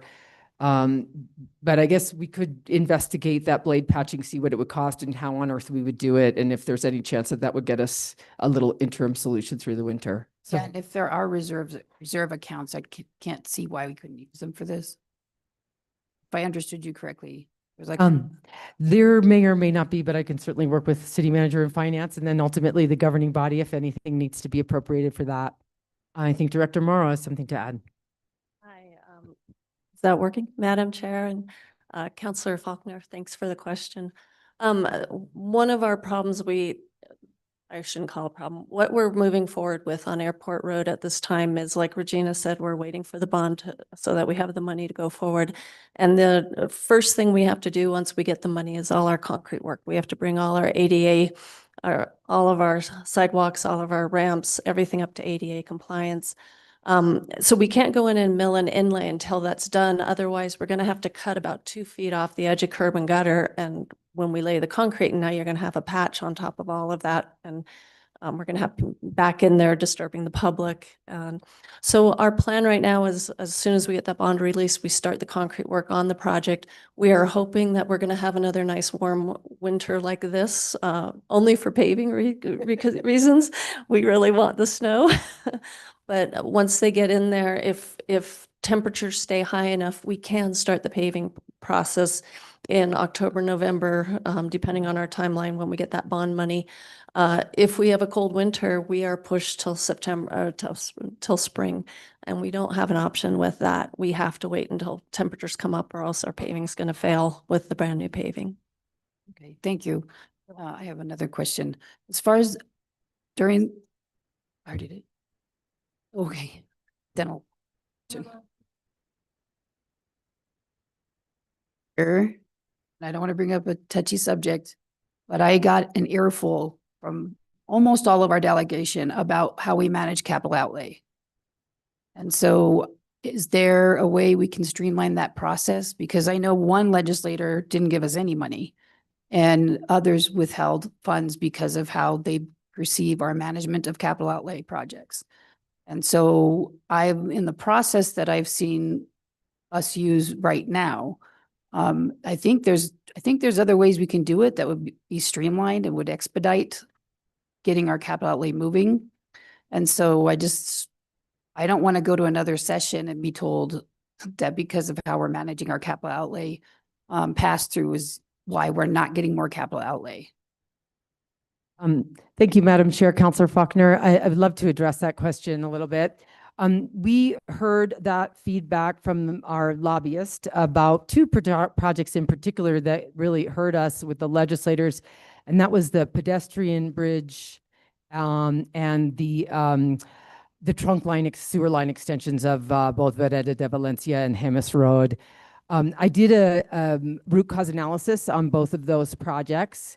The pedestrian bridge went completely unfunded for a year and a half after it was reported. It was reported in 2023, just after we had adopted the ICIP, so it didn't make it on that ICIP. It made it on the 2024 ICIP. The city did not choose to fund design or construction of that project. It got a little bit of 2024 money for design. We got that grant in August of 2024. We got the grant document. We went through execution, the resolutions that are required, all of the notice of obligation, and that project is in design now. So really the root cause of the delay of that project was a lack of funding. And part of the reason that it might have been not funded through the one-time opportunities that had happened to that time is that we had so many essential needs across the community that a nice to have lovely pedestrian bridge, while it's really beautiful, it didn't meet the top of priority because of all the other demands on our limited funds. So that was not a project management issue. The second project also turned out to be the same in a root cause analysis. So Vereda de Valencia was funded in a 2021 appropriation. We didn't get it until all the audits were done. The project got design completed in-house. There was a $300,000 grant for the trunk line extension. It went out to bid and it came back at $479,000. There wasn't enough money in the legislative appropriation. Wastewater had a huge number of demands on their funds, as you know, with their wastewater plant. It didn't get funded. There was more money applied for in the next legislative ICIP. It did get additional funding, and then it was completed. And so once again, $179,000 could have brought that project home earlier and made a happier legislature, but the city just had so many needs, and that was a high one. So Vereda de Valencia is complete. It was completed over a year ago. It has more than half of the residences are hooked up to that new trunk line, which is fantastic, which is exactly the goal of the project. There's another project just like that. It's the Jemez Road trunk line extension. This time we got $600,000 altogether. I think it was a 4 and a 2. That's expected to cover the project. Once again, I've been working with wastewater. Those grant agreements are executed or nearly finally totally executed. They're working on the design right now, and that money should fund the construction. And of course, we should all really encourage the wastewater team to just really get that done this year. And that's what I've done. But we have gotten better and better and better about deploying capital projects. As soon as we hear from the legislature that something got funded, we're procuring. We don't wait until we pass the grant agreement and get the bar to get the money in the budget. We start procuring. We're scope of work. We're getting quotes. We're ready to go. Just like Scott Overly is managing those $40 million of parks projects. As soon as that pickleball money hit, we had the scope of work done. The design was done. We were ready to go. So things are moving well, but I think, there's a number of things that it takes to bring all the projects home. And I think those two, unfortunately, we got a huge black eye for, and maybe lessons learned. And I don't know if City Manager would like to add anything to that. Mr. City Manager. Mayor may have some comments too. I'll just say, I brought up during my presentation the focus that I think the legislature is going to have on shovel-ready projects. For decades, governments have taken funding and set it aside until they could accumulate enough to do the project. And as a result, grant monies have sat idle for years at a time. And they can't afford to do that anymore. So, I mean, we know we're on notice that that's the way we need to plan our projects.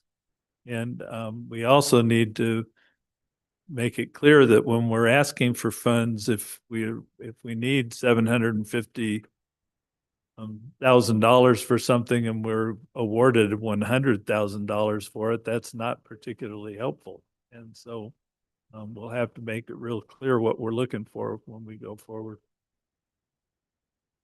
Mayor? There's a lot of different elements to this relationship we have with our friends in the legislature. I think, first of all, in general, I second Councillor Cassett's comment on education as a important part of every part of a public works process. I think, while it's true, as Councillor Garcia said, people don't want to know how the watch works. They just want to know what time it is. It's important for people to know what the actual process looks like, why it does take the amount of time it takes. And we need to do a very thorough job of education. I know Director Wheeler has produced, unfortunately, I don't think we did a good enough job of distributing it, but she produced a flow chart that actually shows step by step what it takes when after an allocation may be made by the legislature, how long it takes for the money to manifest itself. The legislature votes, they go home, we don't get the money. It doesn't work that way. And in the mind of some of our friends in the legislature, it's, I voted for it, you should have it, why don't you start spending it? And the answer is because it has to go through the state's own capital process of issuing their bonds and putting the money out and sending it to us, going through all the approval processes. Nobody wants to hear that because it is how the watch gets made, not what time it is. But it is a part of why government at the state level and at our own level moves sometimes slower than people would like to see happen. The other thing so education about this process is really important for the public as well as for our friends in the legislature.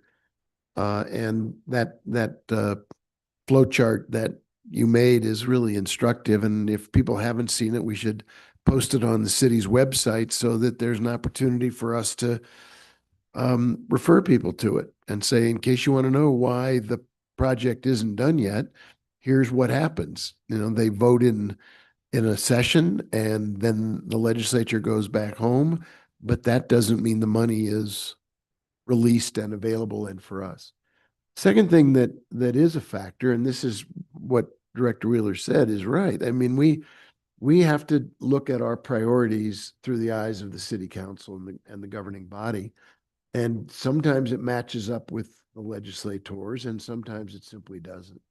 And it's unfortunate that when that happens, somebody withholds money from the city, but we're making every day in our jurisdiction the responsible decisions about where to take the dollars that we have available and put them to work. And we have to educate the legislators on that too. We appreciate their support, but at the end of the day, we know where the dollars are and how many projects we have to do, and we've got to make judgment calls. As has been said by the city manager, every budget's a trade-off, whether it's capital or operating. So I think there's a lot of explanations that we don't do. We just take it for granted that everybody knows how we have to make these decisions. When they don't know them, they don't appreciate what goes into the calculation. We have to do a better job of education as well as implementation. Okay, I think this is a very interesting conversation. It gets to a root of a lot of things that I think people are frustrated with, including ourselves, including our staff, including the community. We have an enormous amount of deferred maintenance across the city. Correct? Madam Chair, yes, we do. Okay. And you can see some indication of that on our ICIP list, which is way above $500 million. Right. And you can see evidence of that just experiencing the community. I think we see it in roads, we see it in facilities, we certainly see it in the CRM system. Deferred maintenance, the level of deferred maintenance we have, I mean, just deferred maintenance. This has been, in my opinion, decades in the making. Decades in the making. This is not a problem of this created by this council, by our legislative requests over the last handful of years. It's not a problem. It's not the making of this mayor, this administration. This city has not been dealing with keeping up with its infrastructure for decades. And part of the problem is that now the bill is large, very large. And our resources can only chip away at it. And I'll just remind us that we are heavily reliant on gross receipts tax. We do not have a diverse funding portfolio. And I would challenge our legislative delegation to help us diversify our funding. We are eternally grateful for the funding they give us. But fact of the matter is, and it's, you know, if the warning bell was rung by my co-counselor, Councilor Lindell, about this budget's flat and next year we're going to be in even, you know, we can skim by another year, and next year it's really going to be a problem. And not that it isn't a problem this year. We have got to have other ways of funding what the community, the level of service, the level of facility that the community wants to see.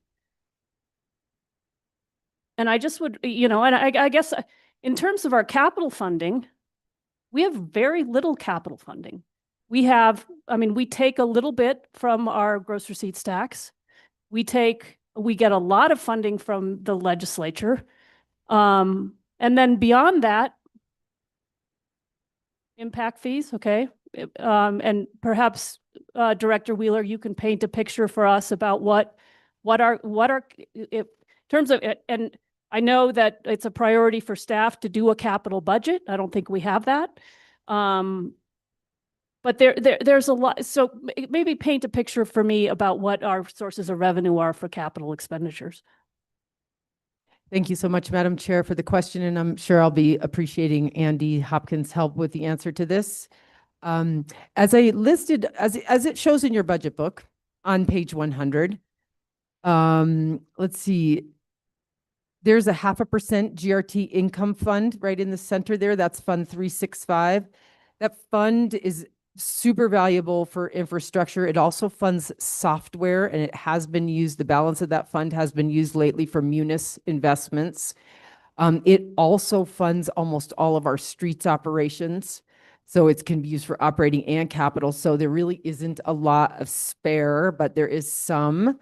And let me just stop you right there. Is that where the couple million we've been putting towards streets has come from? Or that's some of it's from just general fund, right? Just most of our, do you want to answer that, Director Oster? Or most of our one-time has been from the capital fund balances. So everybody else has been getting the general fund balances, and we've been getting the infrastructure fund balance because it's a dedicated increment that can't be used to pay for homeless services. So it's been used to pay for infrastructure. And there's more than one increment, I think, Andy, if you want to, I don't know if you could elaborate a little bit on that. Or infrastructure. No, there's just the one increment of GRT in the 0.5%. It's the 0.5% increment. But for streets also, you kind of have to keep in mind the fund right above that listed on the page, streets and roadways. That's where our gas tax comes in. But that's a good example too of where it would be a good idea to go to the state and say, you know, our gas tax, you know, that we receive in the city, it really does not begin to catch up with the needs of pavement maintenance and other things that it was intended to do when it was initiated. And Regina can attest to that better than I can, as can Jennifer. And I'll gas- just stop you right there. And what they're going to tell you is that, you know, because of the electric vehicles, we've got the gas tax, and they have it, but they haven't raised the gas tax, but also electric vehicles are not paying the gas tax. So they're feeling it on that fund too. Madam Chair, I'd say that's true in a sense, but it's been so long since the gas tax. I don't know that the gas tax, the small amount that we get, has ever really made an appreciable dent in streets maintenance. So, yes, if there were fewer electrical vehicles, it would be, you know, a percent or two closer to sufficient, but it's never been sufficient to really make much of a dent in our streets. And really, I mean, that's the way the feds fund highway projects, is through gas tax. So it makes sense. I mean, maybe there needs to be some kind of surcharge on electric vehicles, so they also pay for the wear and tear on the roads. They're heavier vehicles, so if anything, they create more wear and tear on the roads. But you know, that's something for, you know, people who make more money than me to figure out. But Actually less money, but I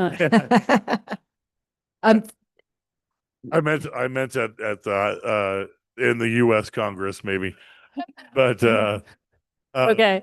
I would say, you know, all those are true, you know. And you know, another good example is the affordable housing excise tax. You know, that, you know, we need a little bit of room from the state. I always say that, you know, I've said many times, even to our new city manager, that they call us a home rule state. That's an absolute joke. We are not a home rule state by any means of any form of the definition. And if the state would, you know, loosen the reins a little bit on some of these things, we would not be in the situation we're in. Just to correct you, home rule city is what you meant, Oh, not yeah. home rule state. I thought he I did. don't think there's such a thing as a home rule state. Madam Chair and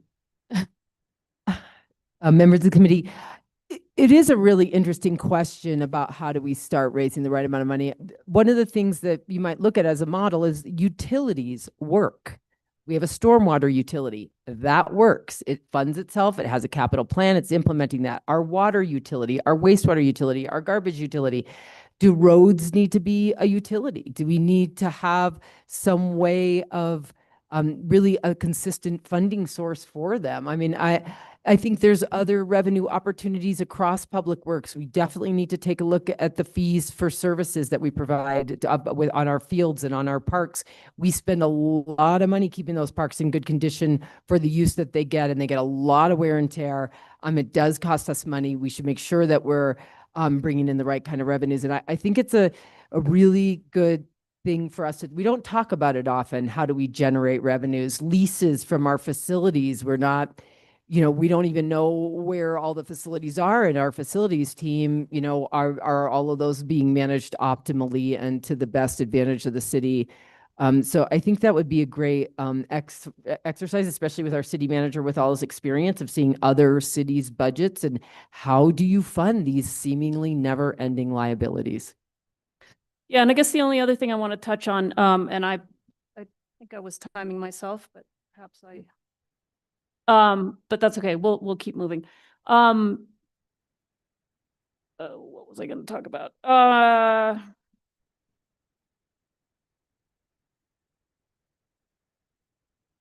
Totally lost it. It'll come back to me somewhere. All right. Lost it for the moment, but we'll come back. I think we have other questions probably about other things. This is, I think, a very important conversation about how we keep up with aging infrastructure. And I think you pointed this out, you know, when you talked about the teen center, or maybe it was somebody pointed this out about the teen center and about how we need to, you know, it was easy to build it, but then we've got to plug in the programming for it. But we also have to plug in the deferred maintenance. As the minute that building was built, we start a clock running on all the pieces of it, and when you need to replace the roof and the HVAC and all that stuff, and you need to plan for all that stuff. And this city, I don't think, has done that. forever.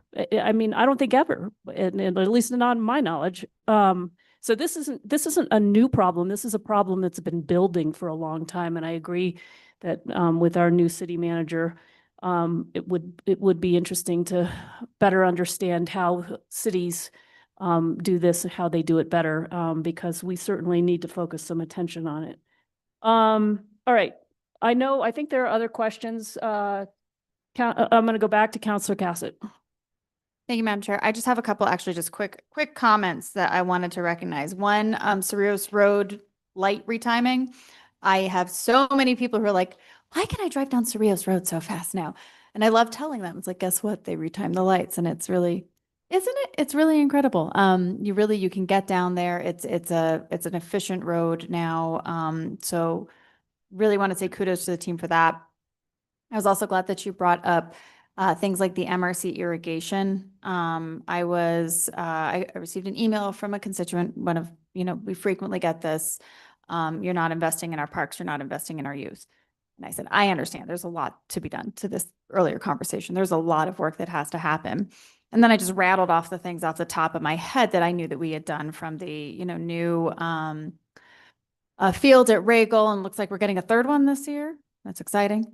Nope, just kidding. All right, we get two. They're really good. And the Pueblo Stilson Park, and the money going into MRC, and that we know that SalP, we have to replace that. And then I brought up that there was all these, to use Sig's term, unsexy things like irrigation that nobody sees, and it's not going to be something that is that people would be like, look at our new irrigation system, and now you care about our kids because you irrigated their fields. But we care about the kids, so we irrigated the fields, and we made sure they're not flooding. And I do think that, to the point of these kind of educational components of what does this actually look like, that I think that the team really deserves a lot of recognition for. We know there's a lot of work. This is a great discussion. And I think something we're really going to have to deep dive into after this process, because this is, as Councilor Romero said, decades in the making that are now coming down on us, because it has been a very long time. But there's a lot that is happening. And so I just want to take the time, just those two that I know off the top of my head and from reading the budget book, that have been one that is recognized by the community, and they're excited about it, although they, for some reason, have no idea what happened. So we want to tell them, guess what? There actually was a change, but also things that really do go unnoticed and are extremely important in maintaining at least what we have, as well as, trying to get towards that point of improvement. So just for the general comments, I wanted to provide that. Thank you, Councilor. Yes, and you helped me remember what I forgot, which is that in terms of this shiny new bauble that Councilor Lindell, babble, that was flagging. Talk a little bit. So you talked a little bit about how all these new developments that are coming online, and I think we all know, and what it means. But I'm not sure the general public does. When new developments come online, they are required. It's part of the law that they bring with them parks and open space, because we value those things. Can you speak back to the education piece? Can you educate us a little bit about why these things necessary and needed, but we continue to grow, and yet our resources aren't growing to meet the need? If you could touch on that a little bit, I think that would be helpful. Certainly, Madam Chair. When private development occurs, as is happening around our city, thank goodness, to help our housing crisis, they are required to build parks. They're required to build complete streets with bike lanes and sidewalks, and sometimes even landscaping. And then they dedicate those brand new assets to the city. They build them to our code, and then they dedicate them to us, and that's the plan, which means ever after that moment when they're built, we own them as a maintenance responsibility and a deferred maintenance liability.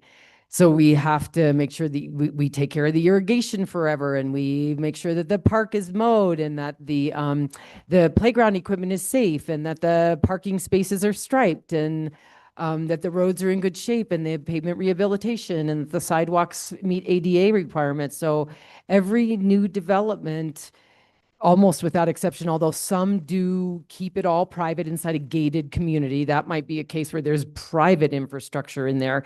But even in some of those cases, there's infrastructure that sort of has shared responsibility, like stormwater ponds, where we have to make sure that those stormwater ponds are being maintained to protect private property and public infrastructure in the area. So every development has stormwater impacts and stormwater infrastructure. And so and of course, some of the ones that are coming online are really special. One, Los Prados is all about the park. It's a big park. It's a really nice big park, and it's going to really take some money to take care of it and some staff.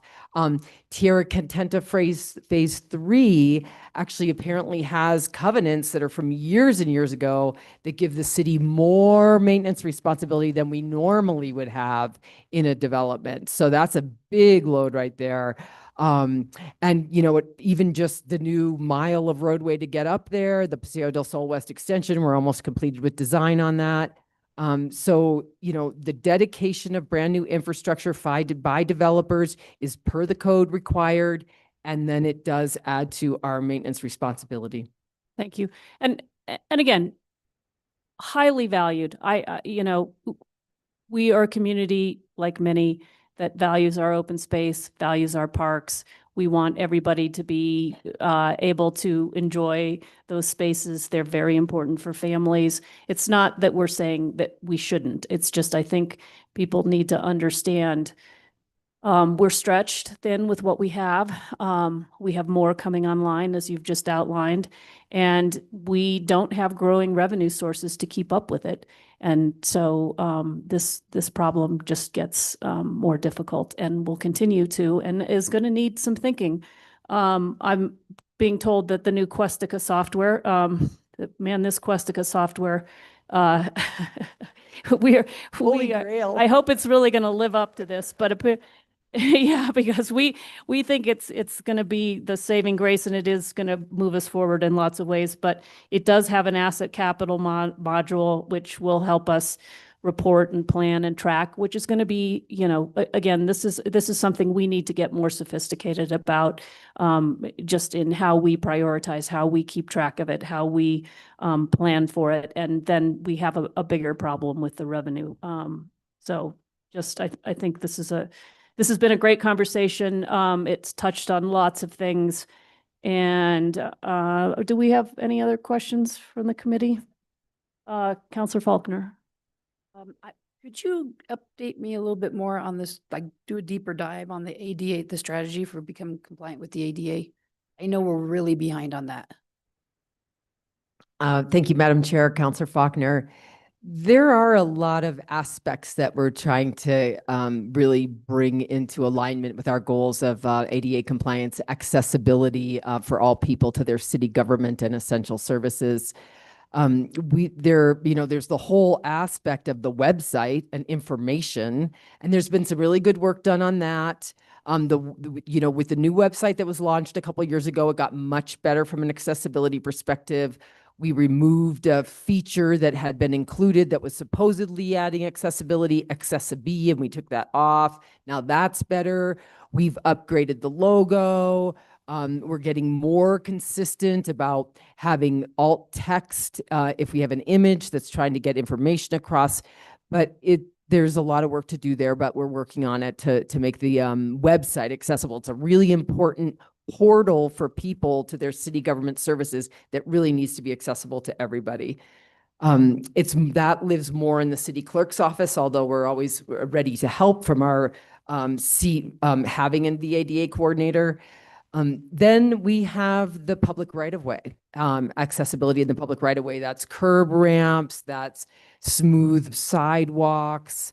That especially important is between like a bus stop or a parking lot and the front door of a facility, which is why the governing body funded improvements at the Southside Library for exactly those two routes from the bus stop and the parking lot into the front door. That sidewalk is degraded, it's spalled, and needs to be smoother, and there's a little redesign in the works.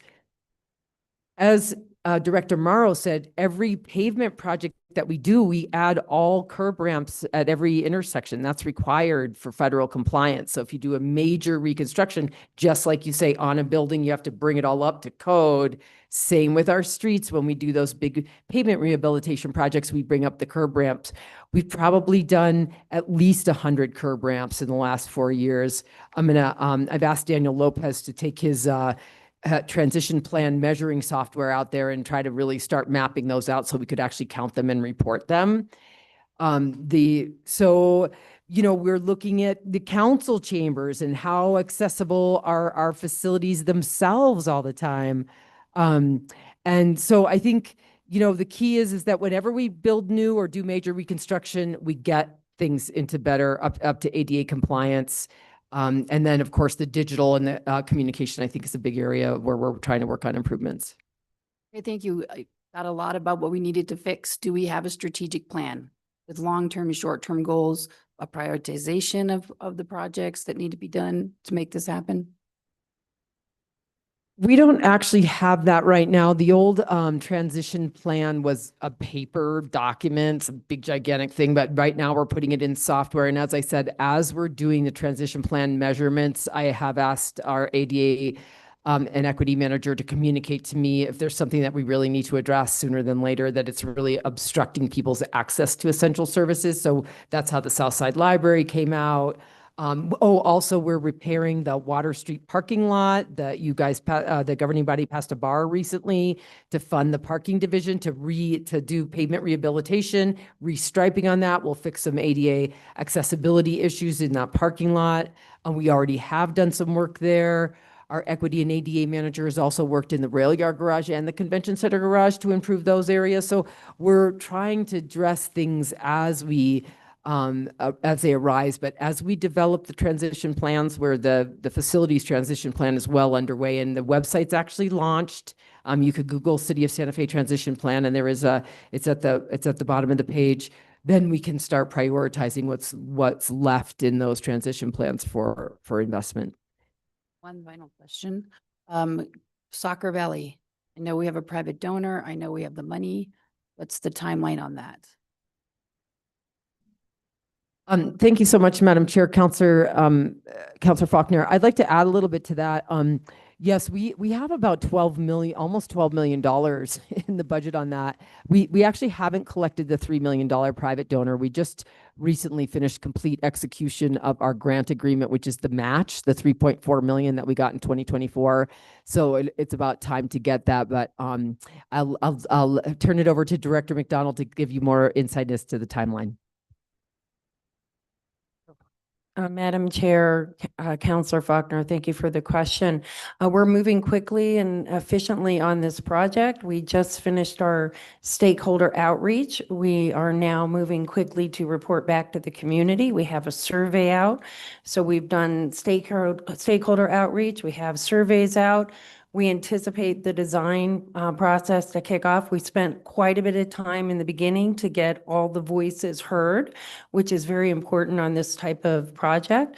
But we anticipate the design to take about a year, and then we'll begin building or put out to bid. Great, thank you.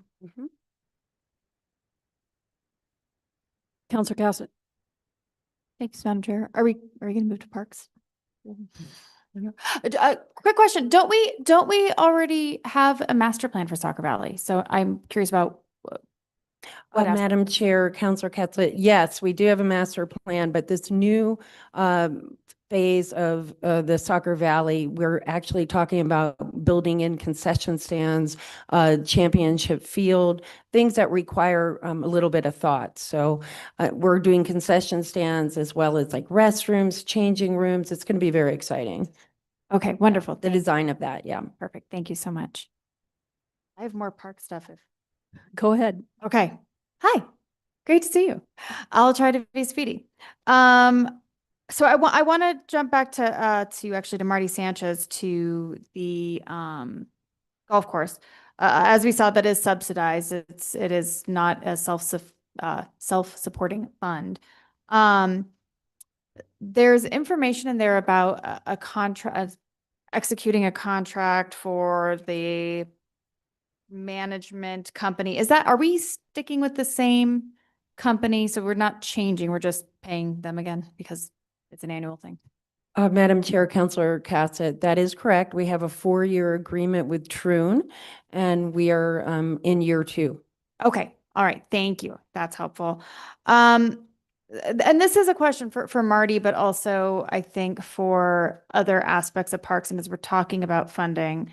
And I would probably need the finance team's expertise, but I am curious about lodgers tax. In some of these areas, especially some of the highly touristed areas, if we might be able to utilize lodgers. And one thing that I've been thinking about is Councilor Romero Worth and Lindell and I have been doing some work on short-term rentals and understanding that we are not collecting all the lodgers tax from our short-term rentals.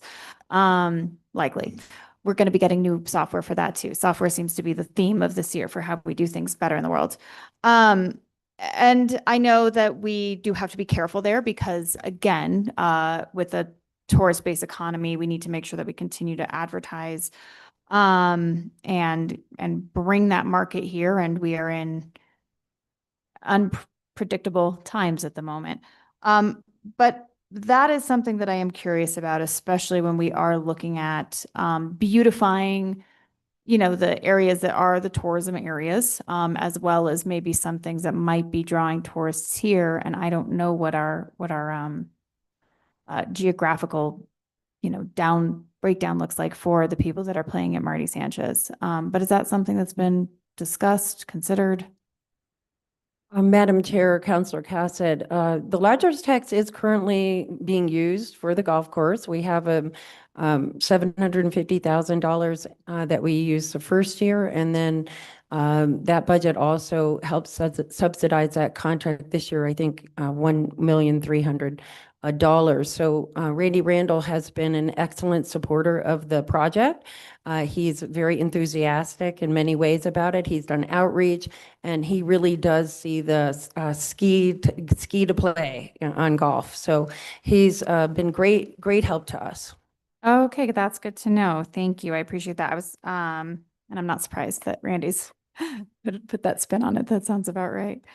And then has that discussion come I know that this has been a really big conversation around the impacts of homelessness on, how do tourists perceive that? And I know that it's been a concern for the tourism department as well. And we briefly had a discussion on park rangers or park maintenance in the downtown area or the Cerritos Road corridor, since that's how they're coming into town from the airport. Is that something that you are in conversations with the tourism department or even the arts and culture department around, beautification of the city, and where that partnership lies and potentially? Madam Chair, Councilor Cassett, not so much in terms of homelessness, but we are regularly in communication with both those groups. And in fact, the tourism department is looking at kicking in some monies to clean up our plaza and do a little sprucing before this summer tourism really comes in. So that's imminent. Then also the arts and culture folks always work well with us with art in the parks. We're looking at taking the medians in the beautification and placing art in those. So we're working very closely with them on our medium beautification. And there's a couple other spots in right-of-way that we're working with DOT and arts and culture. We have not opened that specifically homelessness conversation with those groups, but we certainly can. Okay, thank you. I do appreciate it. Again, I know we have to be careful with all of our funding sources and how we utilize them, but it does seem to me that there is a mutual goal here. So it might be a way that we can leverage dollars that we might have available. Tree Smart, is that under you as well? Says that we're planting 500 trees this year, and where are those going? Madam Chair, Councilor Cassett, well, we just had a fabulous Arbor Day event, which was just 160 children from Chaparral joined us. We gave them all trees, so that gets us a little closer to our 500. But we also are looking at, we had a grant at the time that we wrote this report.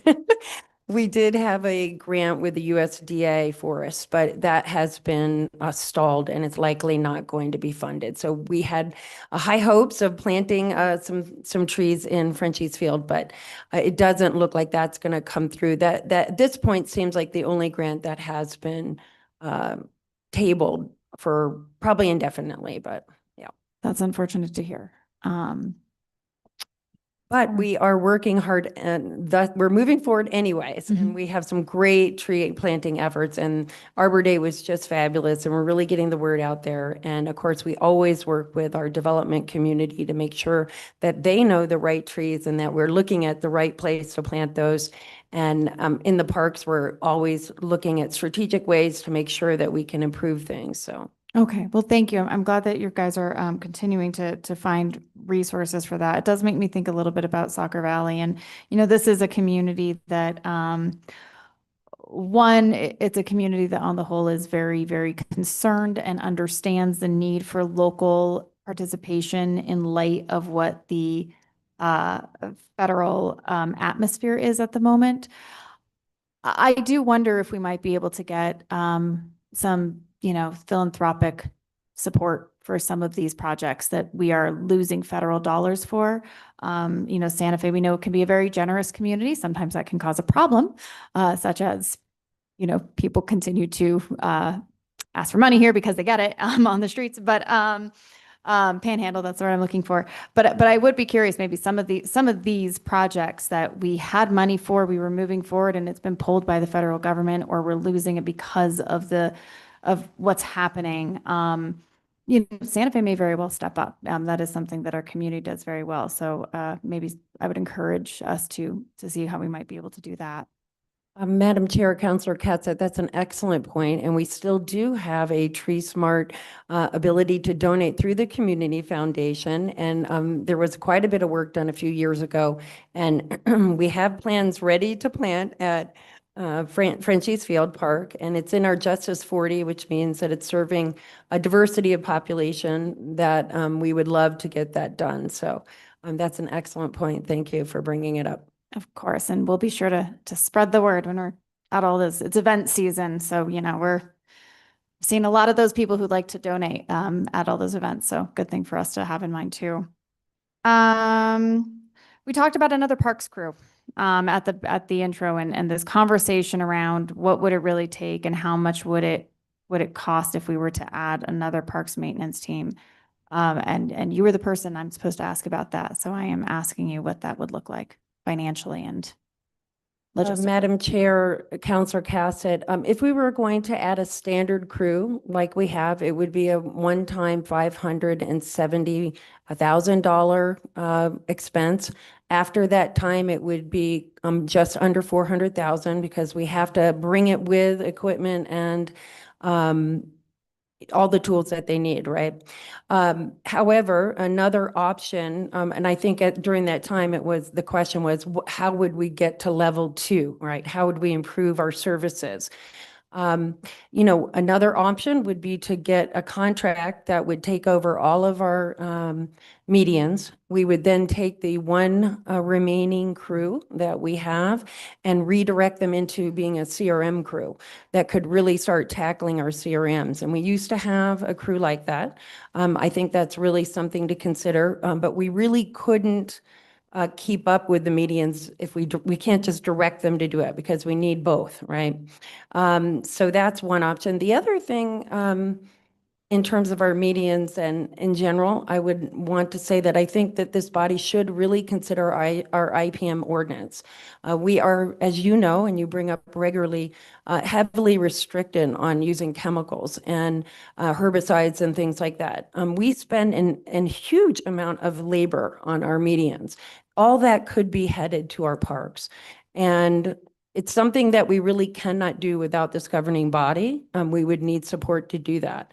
But I think, when we look at the amount of money that we spend on these medians, and I can't tell you there is not a day or week, I should say, a week that goes by that I do not answer this question about the medians. And why can't we be like Rio Rancho? Why can't we be like Albuquerque? Why can't we be like Denver, wherever it is? And, a lot of it is that we have a very strict policy. So it's fine to make those choices and I support those choices. But in places that have petrochemicals and things that are already in the right of way, a lot of materials, I think we need to really start thinking about this and what's strategic. And I think we could do it in a smart way, but I know it is going to be something that the whole community has to be behind. Yeah, I think understanding the environmental impact would be really important if we were to, and I'm glad that you brought it up because as you mentioned, medians, your team that you take care of parks, trails, medians, do you do landscaping at city facilities or is that? No, but we do parks, medians, you know, the MRC, all the fields, the stormwater, the arroyos. We have a big department. Yeah. The big department is doing a bit Division. of work. Yeah. And that there are some really strict rules in the city that Absolutely. that do create a very different atmosphere that you all are doing that work. And I always like to highlight that, as you said, anytime I can. So well, thank you for that information. I do think we do need to start thinking about this with the parks. It's an incredibly important resource. As Councilor Mayor Worth mentioned, it's so important to us that we keep making developers build new ones for us so that we can then try to maintain more. But we need to, you know, we really need to take a look at how we can really give your team the tools to provide a higher level of service. They work extremely hard. This is one of the teams that I get very defensive of when I get the complaints from constituents about, you know, oh, the staff's not doing their work. That's not the case. We've given them an impossible task. So thank you for those suggestions. And I do think it's something for us to grapple with. I'm sure I'm at 10. I will, you know, yield the mic. Thank you. Thank you. I'm glad you covered that ground. I think it's really important. And Director Wheeler, I think you said the parks was, if you were grading it in terms of the level of service, not a grade that I don't think we should be proud of. And yet, as Councilor Cassett points out, and we all know, Melissa and her team do yeoman's work in this area. And I think this goes to the conversation we were just having about, you know, deferred maintenance and the level of resources we have and the amount of priorities we have and how we're trying to, you know, really be all things to all people in many, many different directions. And it's not a in my opinion, it's not a management failure. It's not a leadership failure. It's just where our resources are and all the things that we have. And it's just so hard to help everybody understand. And it's certainly no reflection on the people who work in these areas, because we all know, sitting on this dais, how hard everybody at the city works with what they have. And you all do extraordinary things with the levels we have, and we all wish we could do more. And we've got to look for those opportunities. Thank you, Councilor Cassett, for mentioning, you know, our ability to take private donations and fundraising. We do have an incredibly generous community, and I've seen them step up in many ways, in many areas. And thank you also for reminding me, Director McDonald, about the fund at the Santa Fe Community Foundation for supporting the Tree Smart program, which of course was a resolution I carried a couple years ago. We know how important the tree canopy is to this community in terms of cooling it off as we face climate change. And I'm glad that you've really taken that initiative and you're doing the best you can. But, you know, call out to those in the community, if you want to see more trees planted, there is a way to directly affect that by contributing to the fund that is at the Community Foundation. So thank you for reminding me of that. Other questions from the committee? You know, we could probably spend, this is, you know, sometimes where I feel like our budget process, I mean, these are all things, we could go on, and I just, for a long time, and we've been at this since 11 o'clock. We did take an hour for lunch, but there's still so much. And I guess for all of those divisions, that we haven't touched on. It's not that your work is any less important. It's just the nature of this process is that we can't really spend all the time I think we'd like to really dive into all the work you all are doing, which I find sometimes frustrating. And Councillor Cassett has more questions, so who knows? Maybe we'll get to all of you. But first, the mayor would like to weigh in. I just wanted to augment Councilor Cassett's comment about the philanthropic spirit of Santa Fe. The other part of it is volunteer time. I've said for a long time, the city of Santa Fe's government is this big and the volunteer community is this big. And when you look at the data about Keep Santa Fe Beautiful, just to pick one group, and the efforts that our residents make to adopt a park, to adopt a median, to go out and do litter patrols, to volunteer to work with kids who are looking for coaching. Soccer program is volunteer driven and volunteer run. And the same is true for much of the tennis program and on and on and on. We could not be the city we are as far as looking after the physical and the activities that go on, physical well-being and the activities that go on, if we thought the city were going to pay for all of it out of our coffers. We couldn't possibly do it. So we are absolutely grateful for all of that volunteer contribution, with or without a dollar sign attached to it. The time, the energy, the sports that benefit from Little League coaching, you name it. That really does sustain everything that happens in Santa Fe when it comes to the physical appearance of the city, the well-being of the city. It extends to people filling out a CRM about something that bothers them. We can't fix it if they don't tell us where the graffiti is, or where the pothole is, or where the encampment is. And so we really do have a partnership with the public on all of the activities that these good people do. And then they do their very, very best to respond. And I don't know that we'll ever be able to meet all the demands, but I think that partnership is what keeps the city looking and functioning the way it does. And it cuts across every part of the community. And the budget doesn't reflect that. There's no line item for social capital, but there ought to be. Thank you. Other questions from the committee? Back to you, Councillor Cassett. Thanks all. Melissa, you're free, but thank you for everything. I'm good with you. You're good to go. Yeah, thank you. I just have a couple different questions about a couple items that I'm curious about. One, I did ask about landscaping at city facilities. Who is in charge of landscaping at city facilities? Madam Chair, Councillor Cassett, it's kind of a no man's land a little bit. Of course, Parks Department takes care of City Hall as sort of a connection to the plaza. And, but, you know, the facilities team isn't staffed to take care of maintenance of landscaping at city facilities. The parks team isn't staffed for that. Our perspective is that it would probably be a good idea for the departments that are in those facilities to have a contract to maintain there's quite a bit of maintenance there, like outside the Southside facility, they have quite a bit of maintenance. They do a lot of litter. So we put that on our list of things that's not included in the budget, is budget for landscaping outside of facilities, and we do see it as a gap.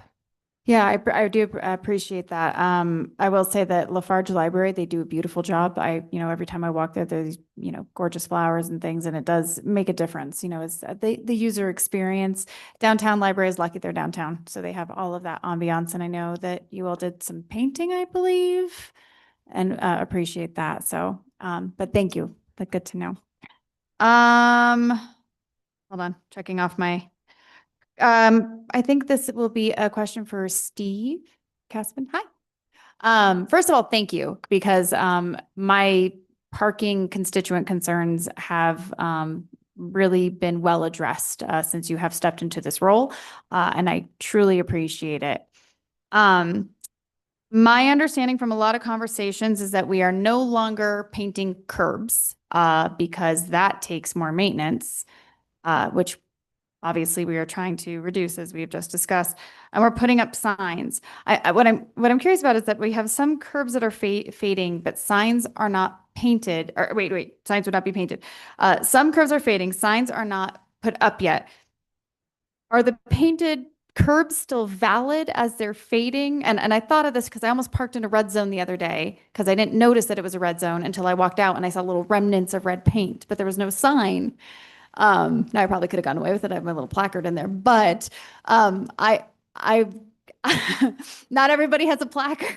I moved. I went to a meter, but I am curious about what the process is around that because I don't want people getting tickets as we're moving away. And I know I've been communicating this out with a lot of my constituents who have been requesting curbs to be repainted, but there are not yet signs there. And I don't know what that process looks like as we do that transition.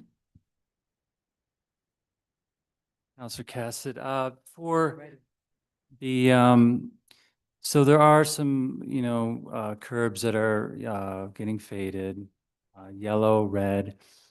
It's a bit of a gray area, pun intended.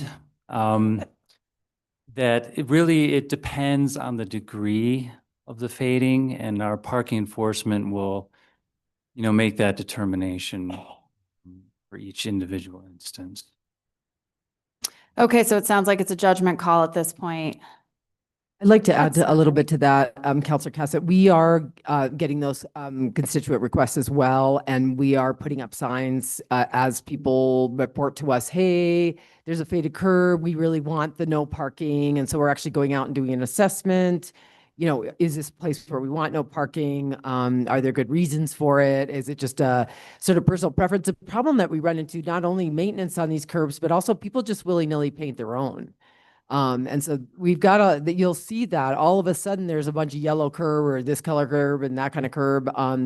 So if you could have your constituents, just let us know where they see it that's like confusing them. We'd be happy to go take a look and put up signs. Okay, great. Thank you. I appreciate that. And I also would recommend, mine was close by a fire hydrant. That's why that was red. So assessing where those are, we should have I'm assuming a list of fire hydrants in the city, and making sure that it is clear that we should be parking in those areas would be a good idea. We talked about transit. We talked about, I might miraculously be done. Well, as long as you're here. Tell me about the LIFE program. I think you're coming to Quality of Life to discuss that.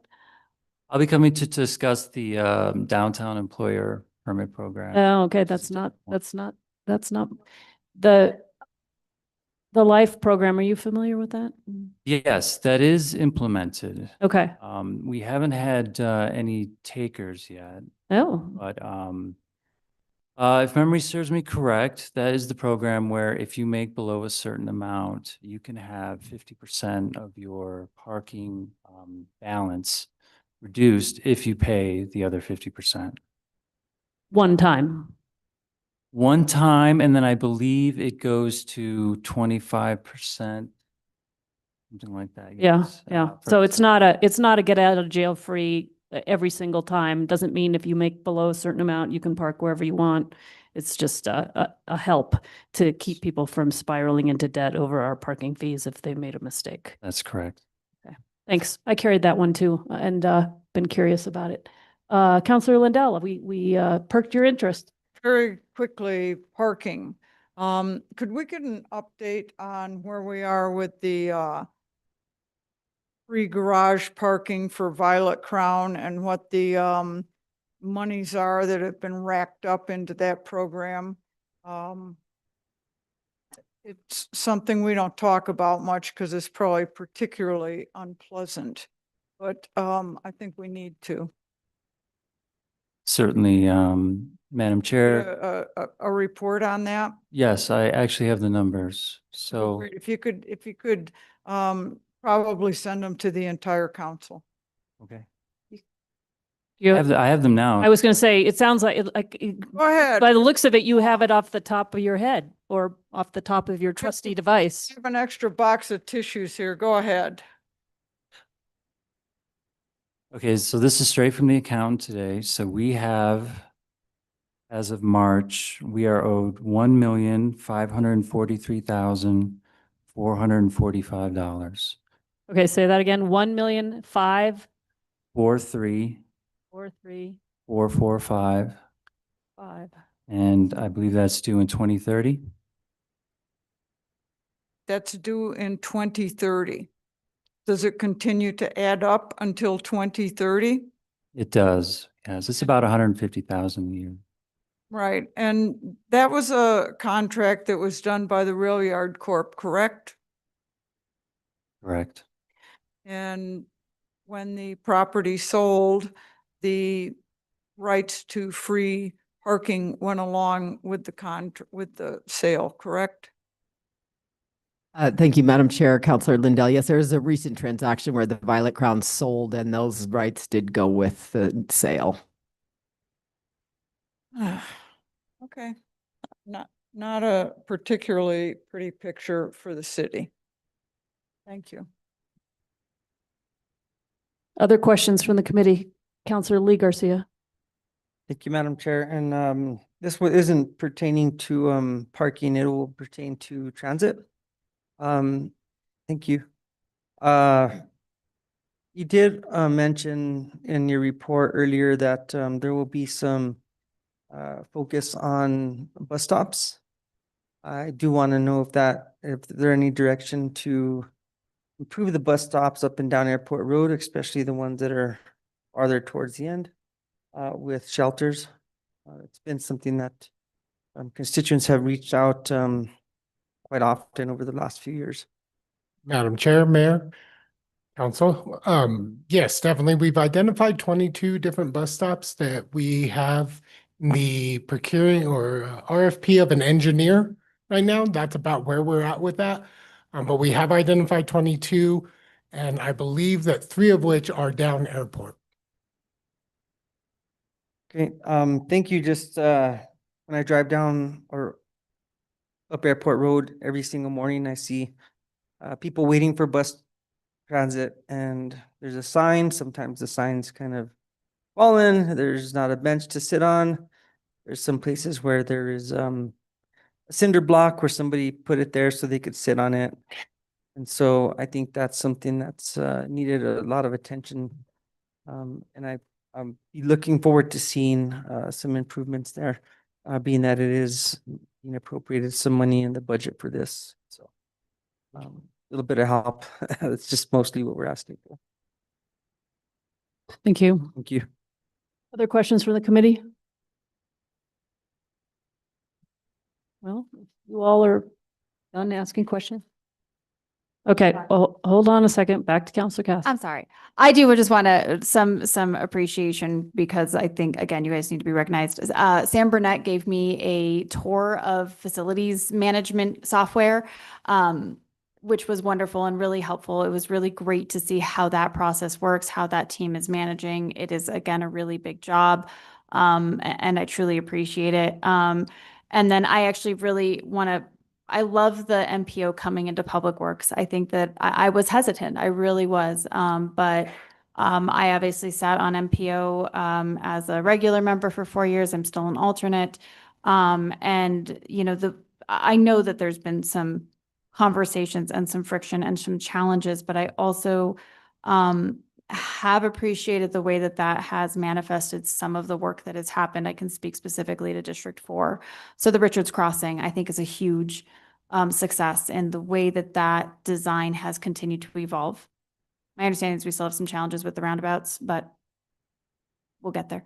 And then as well as the corridor safety study was done on Camino Carlos Rey. And that was really big. I will miss Jean Wolfenbarger because I know that she really actually was such a wonderful partner and really had that marriage of the kind of classic traffic engineering brain of how do we get cars across the city as fast as possible, but really worked also that understanding of, as you mentioned, the concept around road design.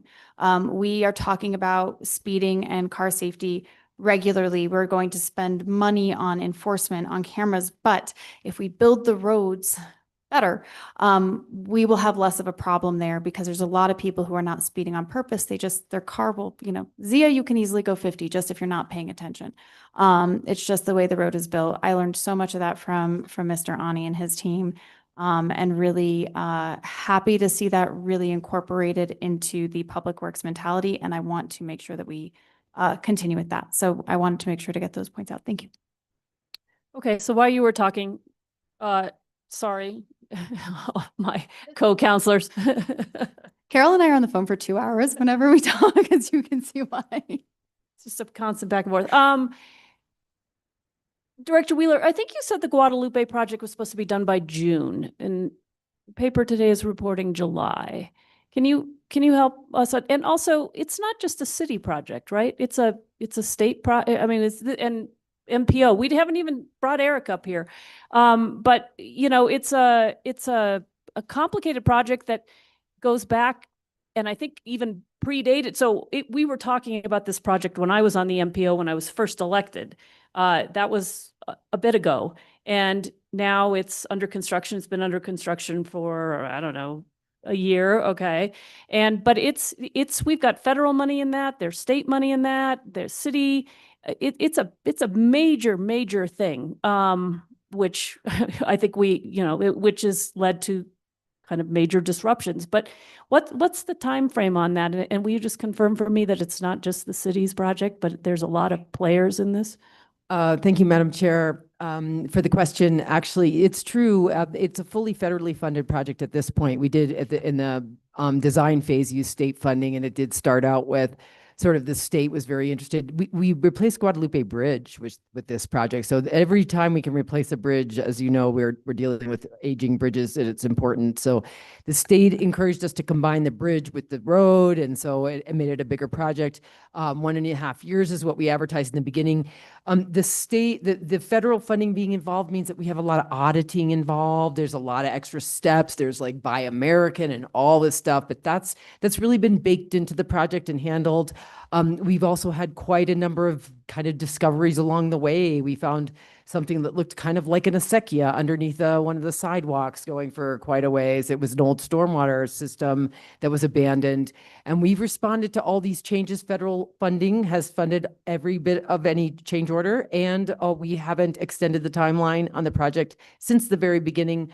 The last phases will be minor things like landscaping, and so I think there's like the whole thing about substantial completion and then complete, and there'll be months of closeout on this project. Actually, that's how these federal projects are. So it is this summer. Landscaping will be some of the last stuff we'll do, but the sidewalks are already opening. We expect a lot of this.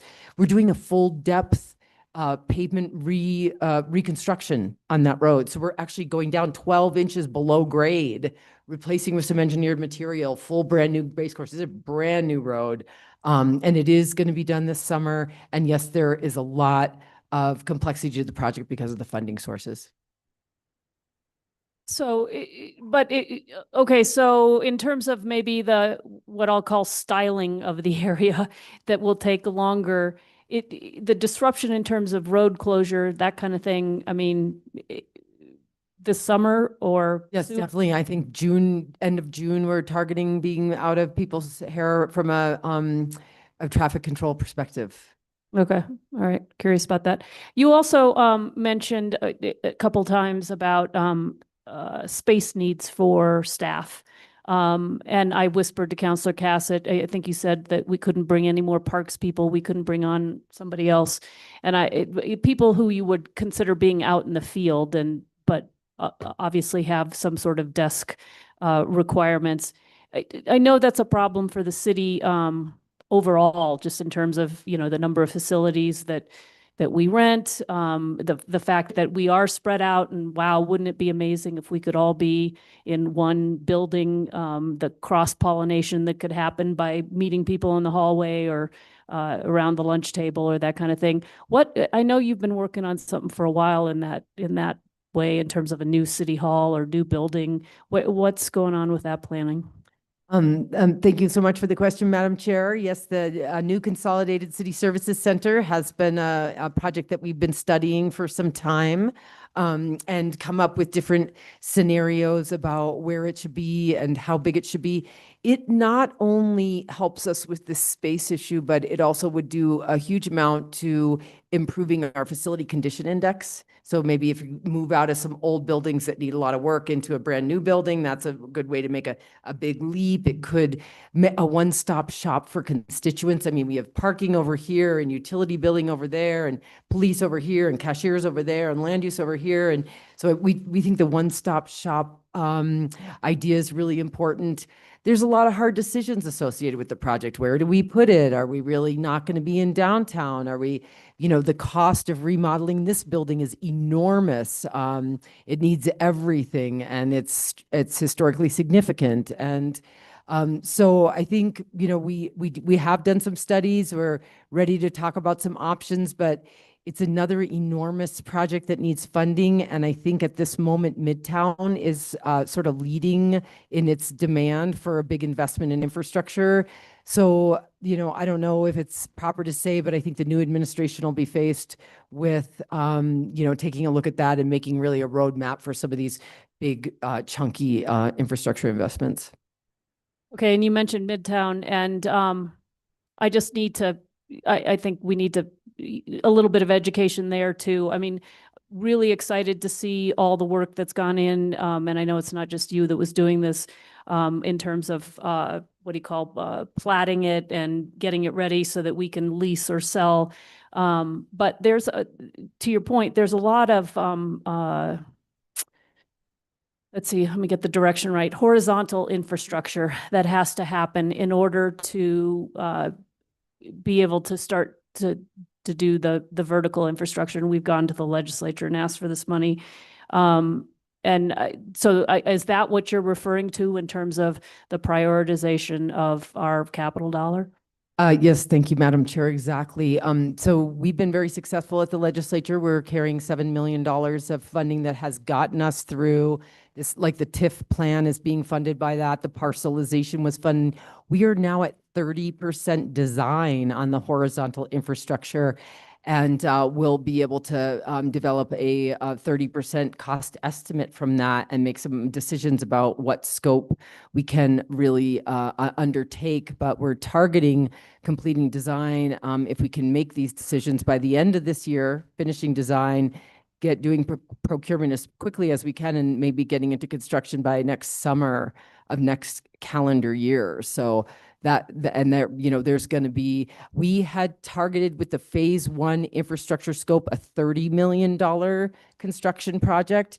The scope is now doubled in the request to develop all the parcels all at once. And so I think we're going to, need to take a look at that estimate and then decide how and what will be funded. And that doubling is the result of price increases in the. No, Madam Chair, it's actually a result of scope increase. The original development strategy had been to develop affordable housing next on targeted parcels, and then we had designed the infrastructure around those parcels, and that's what we were going to focus on. And then the new strategy became to market all the parcels. And in order to support development on all the parcels, you have to develop all the infrastructure. And so that was what caused it to double. Okay, and we don't have all that funding in hand yet. We're going to be going back to the legislature for more, correct? Madam Chair, I think that number is going to be so significant. We'll be using a number of tools at our. Right, you said the TIF, which is a funding strategy too. Bonding. Yeah, okay. Okay, well, that's a whole, Mayor. Thank you, Madam Chair. You touched on one of my own favorite subjects, which has to do with the state of city facilities and what Director Wheeler referred to as our facilities index. This again is these budget hearings are really great for a variety of reasons, not the least of which is just an opportunity to take stuff that we know but we don't talk about and bring it up to the surface. I don't know, Regina, maybe you or Sam can answer my question. This is largely performative, but I want to give you guys a chance to strut your stuff a little bit. How many currently city government is in how many buildings spread out across the city? That'd be Mr. Mayor, councilors, that's approximately 100.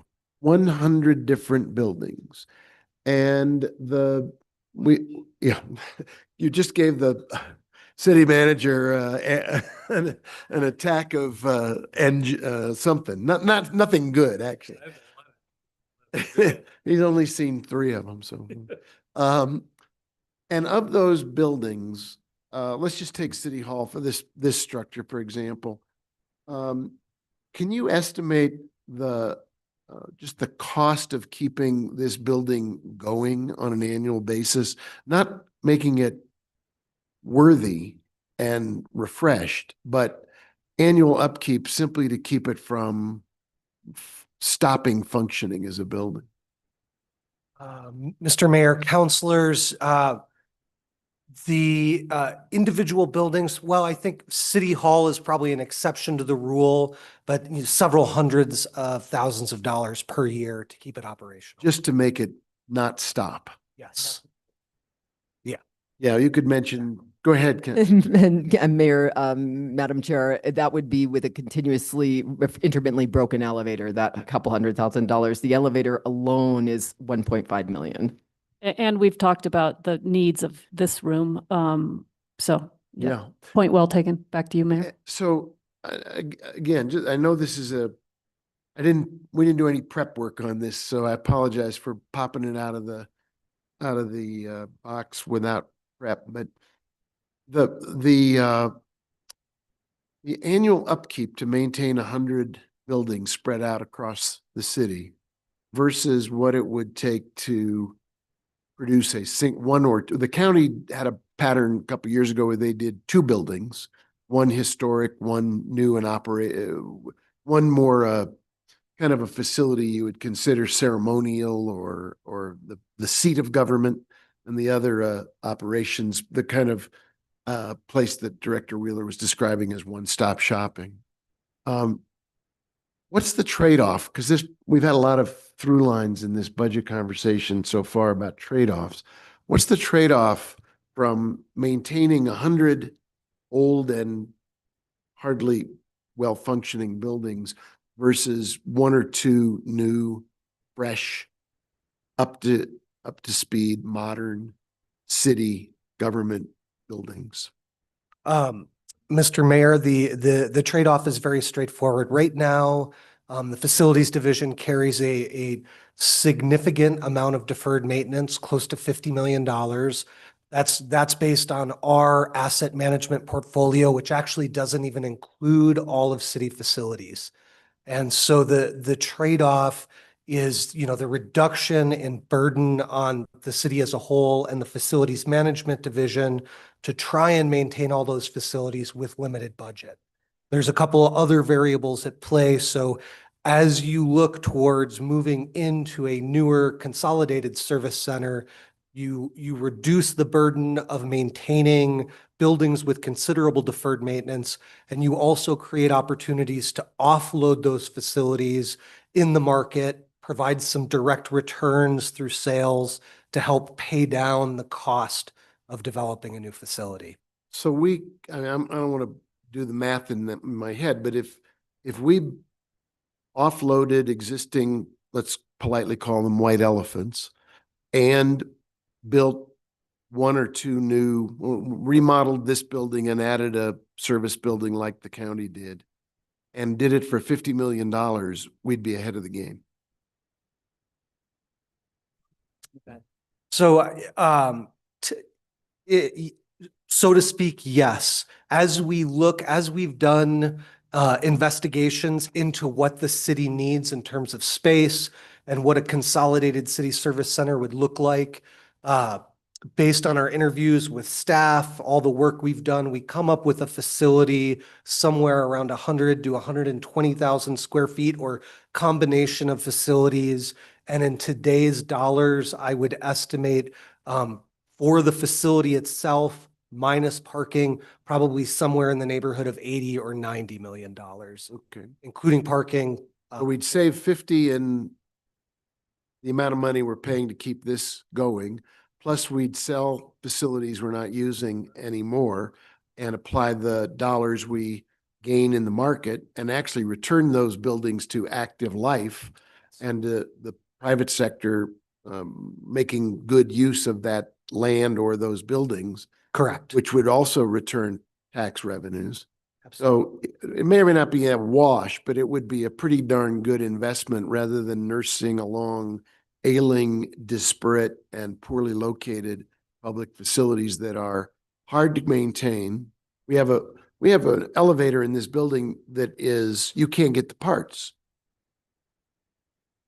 Yeah, the elevator is, it's a very old elevator. It's complicated to maintain. This is I accurate. think it's out of service. At the moment, it is, Literally. yes, slightly So embarrassing. It may or may not add up to 90 million or whatever the net dollars are, but it would be very close to paying for itself. Yeah, and there are variables here at play that are important to understand. Facilities, a building, 60+% of the cost related to maintaining a facility comes due once a building hits about 20 to 25 years of age. The average age of city facilities right now is around 31 or 32 years old. So all of our buildings have a lot of maintenance coming due. When you build a new facility, it's less expensive to maintain, like the teen center Councilor Romero Worth was referring to earlier, because it's new. We can maintain it. We're not replacing equipment. So there's some synergies that take place when you move from old facilities to new facilities that would benefit the city. Yeah, it's, I think we're going to see in this budget and the warning that Councilor Lindell provided, there's a corollary to it, which is not only don't do new stuff, but do new stuff if it saves you money. And if you stop throwing good dollars after, or bad dollars after good to maintain something that has outlived its useful life, and we're simply nursing along 100 buildings in lieu of doing the right thing and having one or two, or whatever the correct configuration is, consolidated services that are easier for the public to use, convenient, better for our workforce, with huge productivity gains and lower maintenance costs.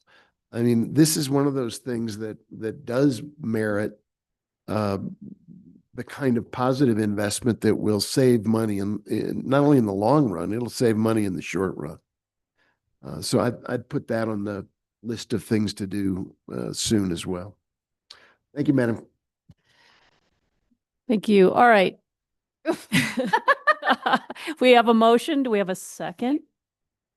We have a motion and a second to preliminary approve this budget. I would just note 25 minutes early. Can we get a roll call? Certainly, Madam Chair. Councillor Cassett. Yes. Councillor Lindell.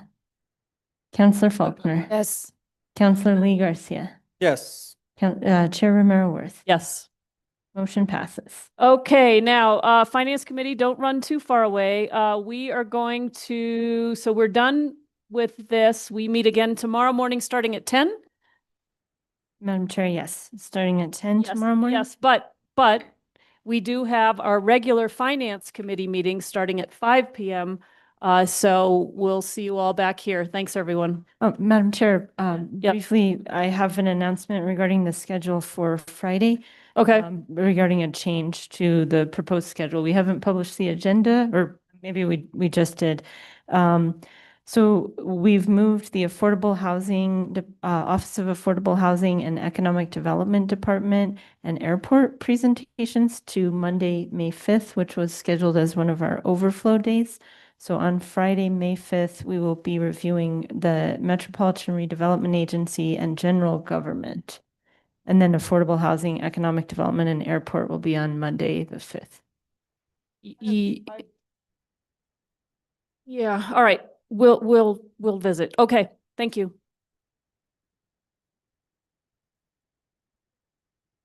Okay, we are adjourned for now until 5 o'clock.